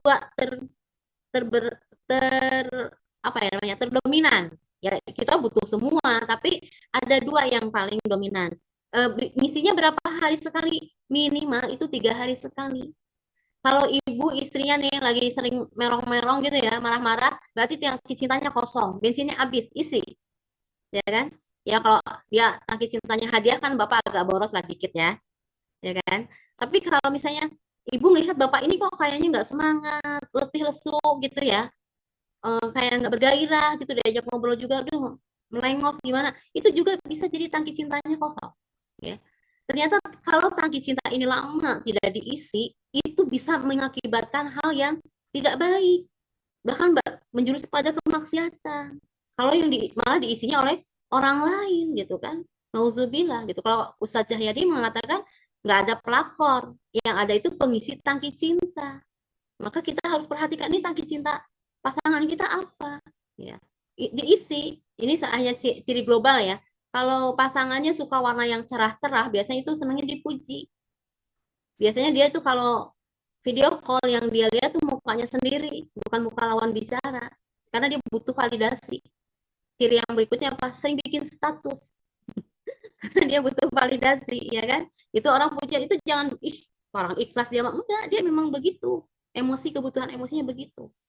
Kalau suami ibu agak arogan, agak emosian, itu biasanya pelayanan. Nah, pelayanan isi lah, isi disuapin gitu ya. Oh sama aja Bu, sama aja. Mengisi tangki cinta kepada suami ataupun istri sama saja, sesuai dengan apa yang dia butuhkan. Ya, yang PR-nya kita harus mengetahui, gitu ya. Tapi dengan berjalannya waktu ya, kalau nggak ibu nggak bisa nebak, ya ibu tanyakan aja. Ayah sukanya di antara ini apa? Dia bilang suka semua. Pilih dua ya, apa yang ayah suka, gitu ya. Terus kalau misalnya ibu suami itu nggak ngisi-ngisi tangki cinta gimana? Ya isi sendirilah kalau kita mah ya Bu ya. Karena menuntut pun agak susah. Ya udah isi sendiri ibu sukanya tangki cintanya dikasih hadiah ibu itu aja. GoFood atau belanja online anggap itu hadiah gitu ya. Atau ya ibu sampaikan sama suami. Itu mungkin yang bisa saya sampaikan sudah melebihi waktu. Saya kembalikan kepada Bu Lina. Maaf besar-besarnya. Akhirul kalam. Wassalamualaikum warahmatullahi wabarakatuh. Waalaikumsalam warahmatullahi wabarakatuh. Masya Allah, luar biasa sekali materi kita yang kita dengarkan malam ini, nggih. Menemukan kesadaran kita bahwa kesalahan anak ada andil dalam pengasuhan kita yang mungkin keliru di masa lalu, sekaligus juga memberikan semangat baik kita bahwa semuanya insya Allah masih bisa diperbaiki. Semua luka insya Allah masih bisa disembuhkan, walaupun mungkin ada bekasnya, tapi insya Allah kita optimis dengan pertolongan Allah. Tadi sudah diberikan tips-tipsnya, insya Allah bisa disembuhkan. Alhamdulillah sudah berkumpul bersama kita semuanya di Zoom ini dan di YouTube ada 677 tadi, ada sampai angka sekian gitu, dan barangkali mudah-mudahan ini hadir berpasangan. Seperti tadi saya lihat ada Bapak Samsul Hadi begitu dengan istrinya dan beberapa yang lain juga hadir berpasangan. Untuk selanjutnya kita masuk ke sesi tanya jawab. Saya sampaikan beberapa pertanyaan sudah masuk dan kami gabungkan sesuai dengan fokus permasalahannya. Yang pertama tentang pengasuhan. Jika anak 7 tahun tadi harusnya dibiarkan tumbuh egois dan tidak dipaksa berbagi. Sementara di rumah ada kakak yang lebih tua, akhirnya ikut-ikutan tidak mau berbagi. Bagaimana mendidik anak secara bersamaan dengan usia tahap 1 dan tahap yang kedua? Monggo Ibu. Anak 7 tahun itu sudah harus diajarkan berbagi ya Bun ya. Nah itu akan lebih mudah. Kenapa? Mungkin sebelum 7 tahun gitu adiknya ya. Oh, mungkin maksudnya ya. Kalau sebelum 7 tahun itu memang dengan keteladanan ya. Jadi kalau kita ingin mengajarkan anak dengan dia rajin berbagi dengan keteladanan gitu ya. Nah yang itu jadi masalah adalah ketika kakaknya sudah di atas 7 tahun dia ingin seperti adiknya. Ya kakaknya harus dikasih pengertian. Atau ibu bikin program Jumat berbagi. Nah, bikin apalah cilok apa ya, bubur gitu ya. Kemudian ajak anaknya bareng-bareng, nasi adanya digendong kakaknya yang bawa, yuk kita bagi bareng-bareng gitu. Jadi berbaginya itu lagi bertahap gitu ya Bu ya. Kalau anak laki-laki emang lebih apa ya, agak susah diajak berbagi kan memang empatinya kan tidak seperti anak perempuan, tapi diajak bareng-bareng. Jadi si adik kecil pun ikutan gitu kan, ikutan. Kemudian ibu kasih apresiasi ketika si kakak ini mau berbagi mainan, ibu harus memberikan apresiasi. Seringkali orang tua itu lebih respect sama kesalahan anak, tetapi tidak respect pada kebaikan anak. Nah, kita harus ganti, kita harus fokus pada kebaikan anak. Maka kita pun harus mengapresiasi kebaikan si kakak sekecil apapun. Supaya apa? Dia ketagihan untuk berbuat baik, termasuk berbagi mainan, berbagi makanan. Dia senang. Kenapa? Karena diapresiasi. Mungkin demikian, Bu. Semoga bisa menjawab pertanyaannya, nggih. Kemudian yang kedua tentang peran ayah. Ada 2 pertanyaan terkait peran ayah. Yang pertama dari Ibu Jaswati Mahmudah. Bagaimana kalau ayah terlalu memanjakan anak, sedang ibu tegas? Dan dari Ibu Desi Purwaningsih. Bagaimana jika ayah tidak punya sikap seperti yang disampaikan, misalnya ibunya rendah, sensitif, jiwa kompetensi kurang. Bagaimana bagian peran ayah dan ibu? suara. Mungkin ini ya kayak tertukar gitu ya. Jadi peran yang tertukar ya. Yang harus diperbaiki ya. Jadi ayah yang harus lebih tegas. Kalau misalkan ayah sekali memanjakan nggak apa-apa, nggak apa-apa. Ayah itu ya tarik ulur lah. Kita nggak harus mentang-mentang si ayah itu si Raja Tega harus tegas ya, enggak lah. Sekali-kali ayah memanjakan itu nggak masalah gitu ya.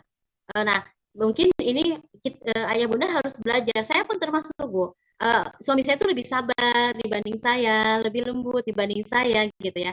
Tapi kita menyadari ini nggak baik nih. Sampai saya itu, saya kan orangnya memang ini ya, apa orangnya apa ya, revolusioner. Saya sampai berhenti bisnis Bu. Kenapa? Karena ini mengganggu kawam suami. Saya berhenti bisnis. Saya sampai berhenti bisnis.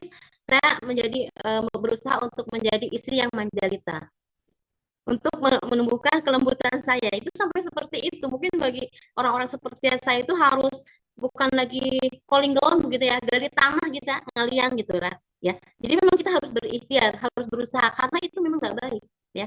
Maka ayah juga yang merasa bahwa nggak bisa tegas gitu ya, harus belajar tegas, karena anak-anak yang dibutuhkan dari ayah itu adalah ketegasan ayah gitu ya. Sampai anak itu harus punya pandangan bahwa bapak itu hero, pahlawan, paling gagah sedunia gitu. Kenapa? Itu untuk membentengi anak dari pembulian, pelecehan. Kenapa? Karena anak merasa dia berharga ketika ayahnya kawamnya tegak gitu ya. Nah, kita sebagai istri harus mendukung supaya kawam suami itu tegak, jangan sampai menghancurkan gitu ya. Insya Allah bisa, insya Allah. Insya Allah, semoga bisa menjawab. Berikutnya untuk pertanyaan tentang ibu tunggal, Ibu ya. Izin bertanya bagaimana ibu tunggal membayar hutang pengasuhan anak. Kemudian dari Ibu Dwi Lestari, kalau ibunya qadarullah janda, baik janda cerai atau janda mati sehingga tidak punya ayah, bagaimana figur ayahnya akan bisa tersampaikan? Ya, okay.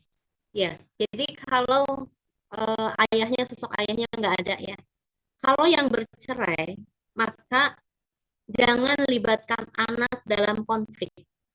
Anak harus punya relasi yang baik dengan kedua orang tuanya, karena anak butuh keduanya. Jadi jangan ikutin egois orang tua sampai rebutan anak, atau anaknya udah kalau ikut ibu berarti ayah nggak tanggung jawab lagi, masalah biaya nggak boleh, ayah nanti diadili di akhirat. Maka ibu pun harus memberikan peluang ayah untuk terlibat dalam pernikahan. Okay? Kalau yang meninggal bagaimana? Nah, kalau yang meninggal maka cari sosok ayah pengganti. Boleh menikah lagi, atau ibu udah malas nikah lagi misalnya, atau memang Allah nggak ngasih lagi jodoh, berarti cari sosok pengganti ayah itu dari siapa? Dari keluarga, dari kakeknya, seperti Rasulullah kan diurus oleh kakeknya, kemudian oleh pamannya, atau guru yang dipercaya. Jadi anak dekatkan dengan sosok lelaki yang bisa mengajari dia menjadi seorang lelaki. Begitu mungkin Bu. Bu. Berikutnya untuk anak dari keluarga broken home, Ibu, dari Ibu Beta Aira Farel. Izin bertanya bagaimana dengan anak yang berasal dari keluarga broken home sehingga dari kecil tidak pernah diasuh oleh ayah, bagaimana cara menyeimbangkannya? Kemudian dari Ibu Eni Sugiarti, bagaimana peran Bapak sambung karena orang tuanya berpisah? Apa tadi sudah dijawab nih Bu? Seperti itu atau barangkali ada tambahan? Sepertinya sudah Bu, sudah terjawab. Sudah terjawab. Kemudian pertanyaan dari Ibu Nawi Fabanyo, penyebab balik lebih cepat dari Agil, sebenarnya tadi sudah disampaikan di materi, bisa disimak di YouTube-nya nanti. Itu. Kemudian pertanyaan dari Ibu Inar Solata, apa kriteria keberhasilan masing-masing rentang umur? Nampaknya di luar tidak masalah, tapi kan kita juga tidak yakin, khawatir sekarang belum muncul, ternyata di waktu ke depan akan muncul. Jadi gini ya Bun ya, hasil pendidikan itu memang tidak nampak dalam waktu dekat. Itu memang akan terlihat ketika dia sudah dewasa. tadi ketika dia seharusnya sudah akil belum akil, berarti oh ini ada yang kurang nih dari kita. Nah, bagaimana kalau misalnya anaknya itu memang belum mencapai usia akil balik? Ya, kita tinggal tinggal tinggal mereview tadi. Ini dari yang disampaikan tadi, dari 3 tahapan itu mana yang belum kita lakukan? Ya, biasanya kita banyak kealfaan secara umum ya, itu di usia dini. Di mana di usia dini ini anak terlalu digas, kalistung, anak yang nggak bisa membaca 5 tahun ibunya udah gelisah, udah kayak udah kiamat subro, ya kan? Padahal apa sih hebatnya anak kecil bisa baca, nggak akan jadi wamen juga, nggak akan jadi menteri gitu kan? Tapi anak dipaksa harus bisa baca. Biasanya kealfaan itu banyak di usia dini. Nah, kita harus bayar di usia berikutnya apa? Dengan minta maaf. Minta maaf sama anak. Kalau banyak kesalahan di usia dini, minta maaf sama anak. Kemudian ya mohon ampun sama Allah. Kemudian perbaiki. Misalkan dengan memberikan ruang anak untuk bermain lebih banyak. Karena usia dini anak terlalu digas untuk belajar, untuk ibadah, padahal belum waktunya. Maka beri ruang dia untuk bermain. Ya kan? Bermainnya bukan gadget ya, bermain di alam. Diajak bermain, diajak banyak ngobrol oleh ibu, dibayar gitu. Supaya apa? Kemudian ditanamkan tadi, dicahayakan hatinya, ya, dicahayakan hatinya supaya imannya tumbuh kebur. Karena mungkin ketika usia dini itu belum. Nah, di usia 7 tahun sampai 14 tahun tuh ibu diulang, direview lagi, diulang, itu dibayar. Gitu. Jangan sampai nunggu, lihat aja nanti nih gimana nih hasilnya. Enggak. Kalau memang kita sudah punya kesadaran ke sana, dibayar sekarang ya nggak masalah. Demikian. Oke. Berikutnya dari Ibu Ekastia, untuk anak usia 0-7 tahun perlakukan seperti raja. Jika anak minta jajan atau minta sesuatu, apakah harus dituruti? Atau apakah boleh tidak dituruti tapi si anak akan tantrum atau rewel? Ya, tergantung permintaan anak. Kalau memang permintaan anak itu malah nggak syariat atau membahayakan, ya itu bisa dialihkan, ya Bu ya. Dialihkannya biasanya dengan cara yang membahagiakan, bukan dimarahi. Misalnya gini, kalau saya ada triknya itu dengan dipantulkan. Misalnya anak lagi batuk nih, dia pingin es krim. Mama pingin es krim. Kita jangan bilang, kamu kan lagi batuk, kok makan es krim? Nah, itu anak akan tanpa penasaran. Yang kita lakukan apa? Pantulkan. Oh, kamu pingin es krim ya? Kenapa pingin es krim? Habis manis. Oh, manis. Terus apa lagi? Dingin. Jadi dia anak cerita tentang es krim. Insya Allah itu akan apa ya? Membuat dia nggak pingin es krim lagi. Jadi pantulkan. Jangan dibantah. Oh gitu ya pengen. Nanti ya kita belinya nanti ya. Kita sekarang pura-pura aja dulu yuk makan es krimnya pura-pura. Nah, bisa dengan cara begitu ya. Atau misalkan anak minta gadget, nah ibu bisa bilang ini bahaya, ini racun, anak kecil nggak boleh lihat gadget. Jadi bukan berarti walaupun di usia 0 sampai 7 tahun itu anak raja, tapi kan raja juga ada penasihat. Artinya tidak dibebaskan juga kalau memang itu melanggar dan membahayakan, ya boleh orang tuanya mengatakan tidak, tapi dengan cara tadi yang membahagiakan. Ye, terima kasih Bu jawabannya. Kemudian dari Bapak Suyanto Kudus, tadi sudah raisen, tapi kemudian menuliskan di kolom chat begitu, tapi panjang sekali. Barangkali mau menyampaikan langsung, monggo Bapak dipersilahkan. Dari saya Bu Meti, Pak Yanto Kudus. Oh, monggo Pak. Iya, sangat menarik ini Bu dan memicu kita untuk bisa berbuat lebih banyak mengenai kekurangan dan hutang pengasuhan. Ternyata banyak kalau dihitung-hitung. Dalam kondisi seperti ini, tantangannya ternyata banyak, Bu. Apalagi tantangan eksternal anak itu ya, dari kondisi ketidakpastian yang kita sebut fuca itu, sampai kondisi di mana pengaruh-pengaruh yang lain itu secara di dalam urusan eksternal itu ada. Tapi ini pertanyaannya mengarah kepada tadi yang sangat menarik di akhir dari pernyataan itu, pengisian tangki cinta. Ini memicu saya untuk bisa menampilkan hal-hal yang bisa saya sampaikan, tapi saya mohon pencerahan dari Ibu dan mungkin yang lain yang sudah pengalaman juga. Bagaimana cara memastikan pada anak itu memiliki pemahaman dan kemampuan untuk membuat keputusan moral, Bu, keputusan moral yang mandiri dan bertanggung jawab Usia berapa, dengan Pak? didukung oleh Usia berapa? kenapa Bu?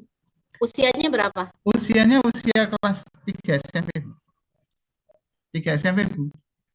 Ya, dengan didukung oleh pengisian tangki cinta memang iya yang kuat dari orang tua sehingga anak ini tidak merasa tertekan oleh norma yang di luar yang mereka harus serap dan mereka harus seimbang dengan hal-hal yang didapatkan di rumah. Karena pengaruh eksternal itu memang tidak pernah kita bayangkan kondisi seperti itu. Sama pertemanan yang kadang sangat kuat ikatannya. Dalam rangka untuk menguatkan nilai-nilai agamanya juga. Tadi dikatakan nilai agamanya belum bersinar, itu sangat menarik pembahasan ini. Bisa dilanjutkan di episode yang lain Bu, tentang itu. Terima kasih Bu, dari saya ya. Saya kembalikan kepada Bu Meti, monggo, dan teman-teman yang mungkin punya pengalaman yang sama. Terima kasih, matur nuwun.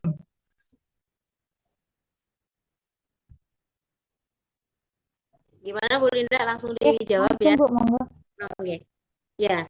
Jadi untuk anak SMP, Pak, memang kita harus menerima bahwa bisa jadi anak kita ini belum akil, ya. Maka kita desain supaya dia cepat akil. Caranya apa? Benturkan dia dengan masalah. Benturkan dia dengan masalah. Sederhananya gimana? Beri anak tanggung jawab di rumah. Kalau di rumah ya, beri anak tanggung jawab di rumah, mencuci baju, membersihkan rumah, kadang masak gitu ya. Saya kadang nggak masak, Pak. Saya sediakan telur, sediakan sayur. Silakan kalian berkreasi sendiri. Jadi dia merasakan, oh ternyata masak itu seperti ini, mungkin kecipratan minyak, mungkin karena api, nggak apa-apa. Itu adalah episode yang harus dia terima. Jadi anak di SMP ini memang orang tua harus tega untuk membenturkan dia dengan masalah, ya. Nah, kemudian untuk mensinarkan lagi imannya, ya, dengan cara apa? Tadi dibawa ke alam. Mungkin Bapak bisa mengikutkan anak di magang-magang ya, banyak ya yang ada di pecinta alam tapi yang punya muatan agama gitu ya, banyak sekali. Nah, itu bisa diikutkan. Dia dengan cara hidup di alam dengan keterbatasan, itu akan melatih dia rasa tanggung jawab, Pak. Jadi melatih mandiri, melatih rasa tanggung jawab itu nggak bisa teori, tapi memang harus dibenturkan dengan masalah.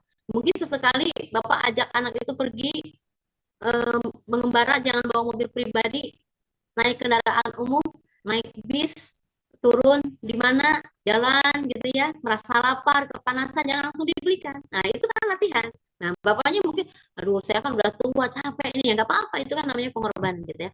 Karena nggak bisa dengan teori. Kamu harus tanggung jawabnya, nggak bisa gitu ya. Nah, saya tuh punya pengalaman anak nomor 3 ya. Anak nomor 3 ini, dia bahasa cintanya kebersamaan. Kemudian dia itu nggak bisa jauh dari saya, ya.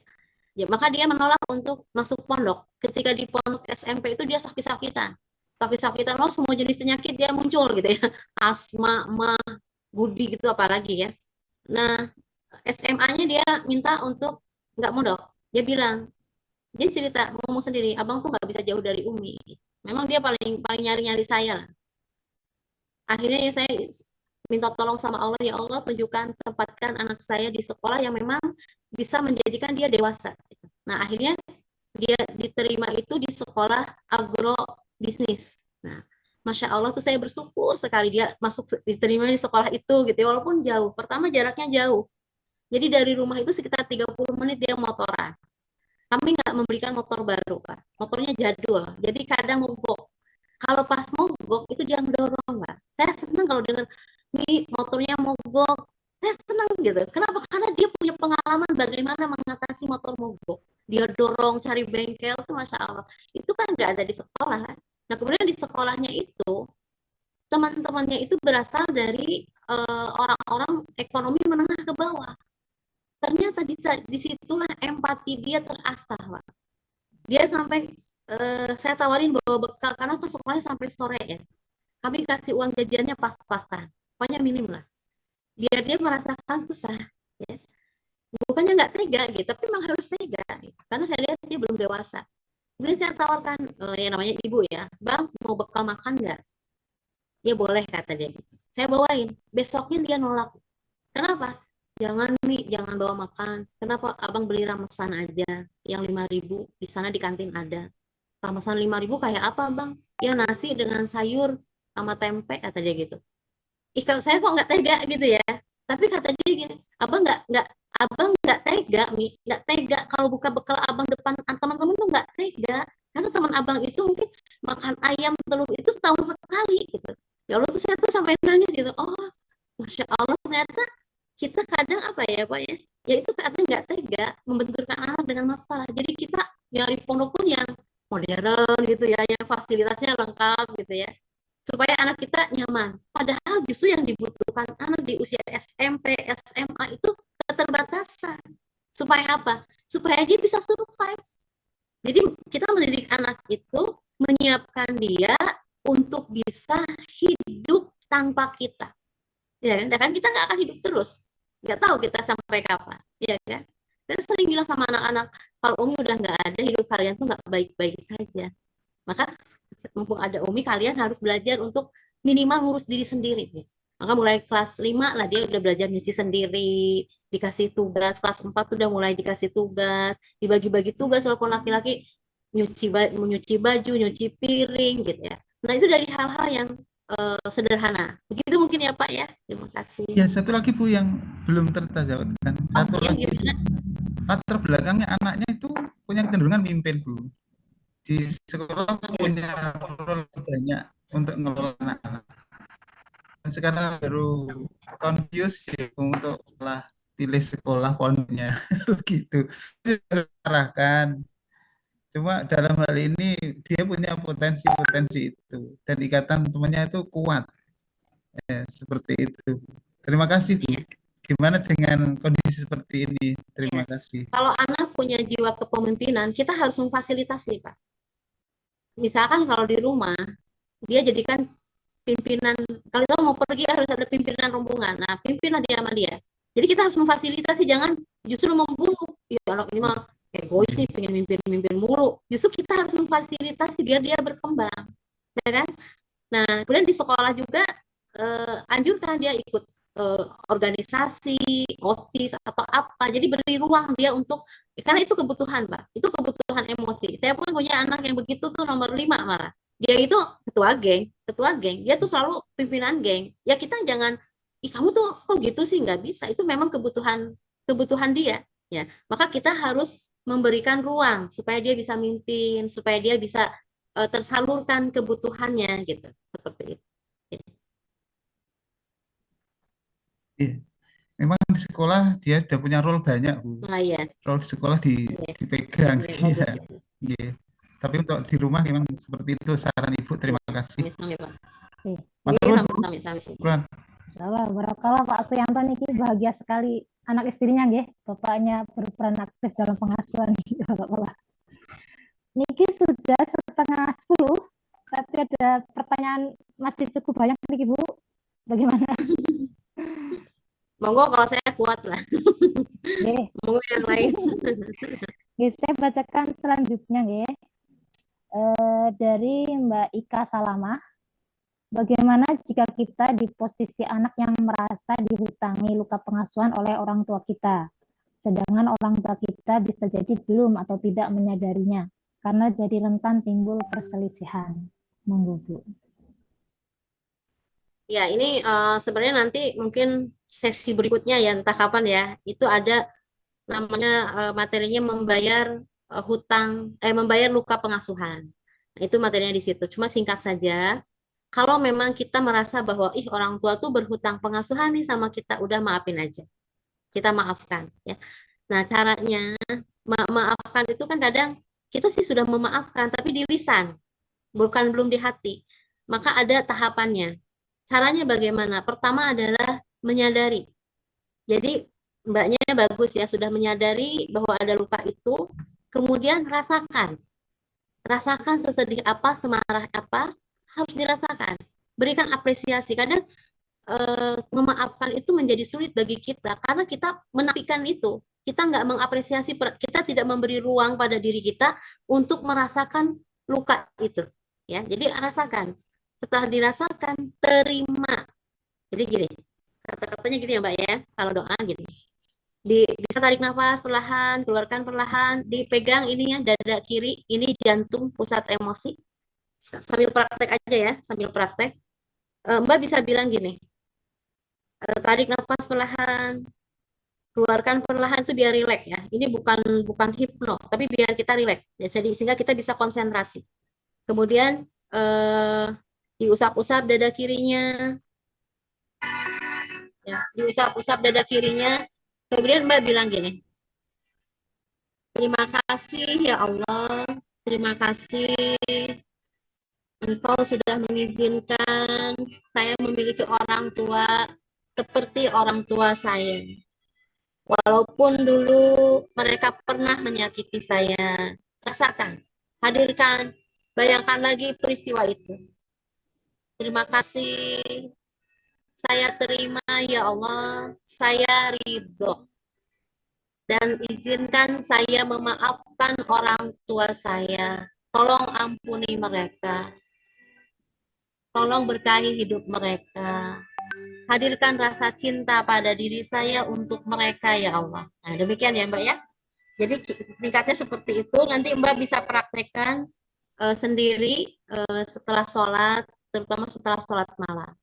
Kemudian jadikan bahwa orang tua kita itu adalah surga yang paling tengah, pintu surga yang paling tengah, yang artinya paling dekat dengan surga. Maka jangan sia-siakan mereka, maafkan mereka, berbaktilah pada mereka, jangan sampai kesempatan itu hilang. Karena kita kan nggak tahu yang namanya umur ya, bisa mereka yang duluan atau kita yang duluan, maka selagi ada kesempatan, perbaikilah hubungan yang Allah. Demikian mungkin. Masya Allah, tambahan materi baru untuk kita semuanya. Berikutnya pertanyaan untuk tentang ketika anak di pondok dari ITM ya, bagaimana mengatasi anak yang di pondok sehingga waktu bersama kita sangat kurang antara 12 sampai 17 tahun dan ternyata sangat dipengaruhi oleh teman-temannya. Pertanyaan serupa dari Ibu Suryaningrum, jika anak masih di pondok atau di rantau, bagaimana memenuhi tangkinya yang efektif? Ya. Untuk anak ini ya, anak itu kalau kita sudah tuntas pengasuhan, anak itu tidak akan mudah terpengaruh oleh lingkungan maupun teman, ya kan? Ketika kita sudah tuntas pengasuhan. Ketika peran ayah bunda itu sudah berjalan sesuai mestinya. Contohnya Raffi Ahmad. Raffi Ahmad itu sekelilingnya kan tuang lunak, ya kan? Tetapi beliau masih sebagai lelaki sejati sampai saat ini. Yang artinya bahwa dia tuntas pengasuhan, maskulinitas, feminitasnya tuntas, sehingga dia tidak terpengaruh. Nah, ini contoh ya, contoh. Nah, kemudian yang berikutnya tadi apa Mbak Linda?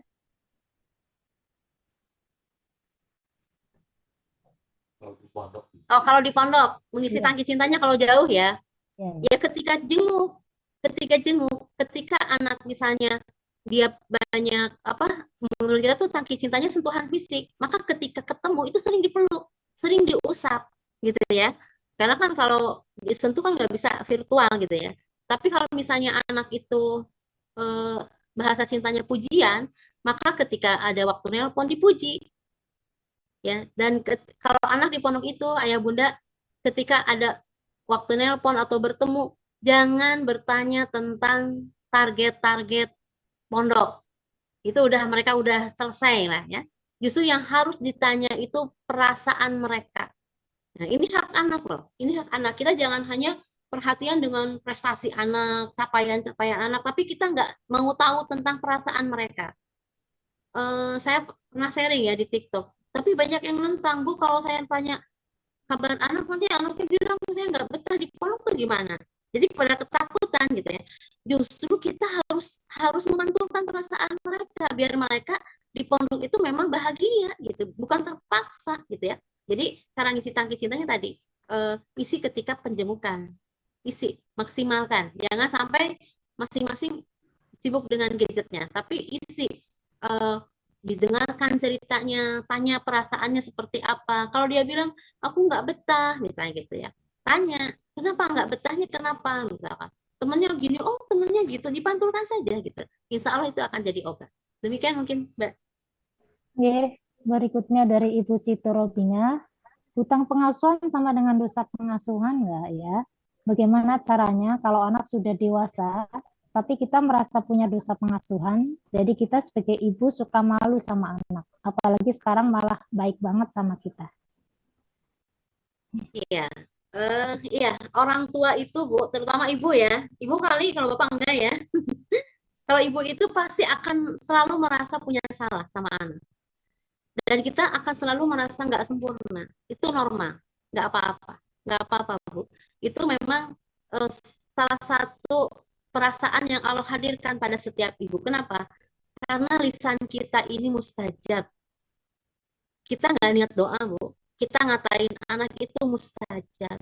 Jadi kenapa ibu ini kan ibu ini ya Pak Suyanto ya, pakar sejarah ya, Siap, Bu. selalu ingat masa lalu ya kan. Salah satu hikmahnya apa? Supaya kita jaga lisan. Ketika kita marah sama anak, kita kan ingat masa kecil dia, masa dia bayi, nggak jadi marah, ya kan? Jadi ada muncul perasaan-perasaan merasa bersalah gitu. Nggak apa-apa. Itu adalah cara Allah untuk menjaga lisan kita. Supaya kita nggak ngomong yang sembarangan. Kenapa? Karena lisan kita mustajab. Lisan kita itu jadi doa. Begitu. Oke, Masya Allah. Berikutnya dari Ibu Farsha atau Mbak Farsha nih. Pada saat umur 14 sampai 21 tahun itu diberi kebebasan memilih. Tetapi ada beberapa orang tua yang saat anaknya memilih gap year kuliah, saya nggak paham nih gap year nih kan. Orang tua tidak setuju karena orang tua lebih cenderung ke semi gap year. Pertanyaannya, seharusnya dalam keadaan seperti itu, orang tua harus bersikap seperti apa terhadap pilihan anaknya? Iya, eh, orang tua sebaiknya memang menghargai pilihan anak ibu ya. Ketika anak sudah, apalagi sudah kuliah itu kan anak sebenarnya sudah di usia dewasa. Dia sudah memiliki otoritas terhadap dirinya. Kita sebatas memberikan masukan-masukan ya, memberikan pandangan-pandangan gitu ya. Maka buka ruang-ruang diskusi dengan anak. Tapi kita harus menghargai. Jangan sampai anak itu terbebani gitu loh, melakukan sesuatu terbebani. Tapi bukan berarti bahwa kita nggak boleh mewariskan cita-cita. Boleh mewariskan cita-cita ke anak itu harus ya. Misalkan kita cita-cita anak kita jadi daiyah, itu harus gitu ya. Tetapi mereka di bidang apa yang mereka sukai, dengan cara apa mereka jadi daiyah gitu ya. Jadi berikan ruang pada anak untuk menentukan pilihan-pilihan ya, dan hargai gitu. Walaupun mungkin terkadang kita memang berat ya Bu ya. Kita berat gitu. Menerima keputusan anak yang tidak sesuai dengan keinginan kita. Tapi kita harus belajar menghargai. Itu bagian dari hak anak. Demikian, Mbak. Seperti ini pertanyaan terakhir, apa nggih? Kalau ada yang terlewat, semoga nanti bisa disampaikan nggih. Dari Pak Narto, bagaimana membangun rasa percaya diri dan bisa ambil keputusan atau sikap pada anak usia 12 tahun? Oh ya, usia 12 tahun ini masih masa latih, Pak.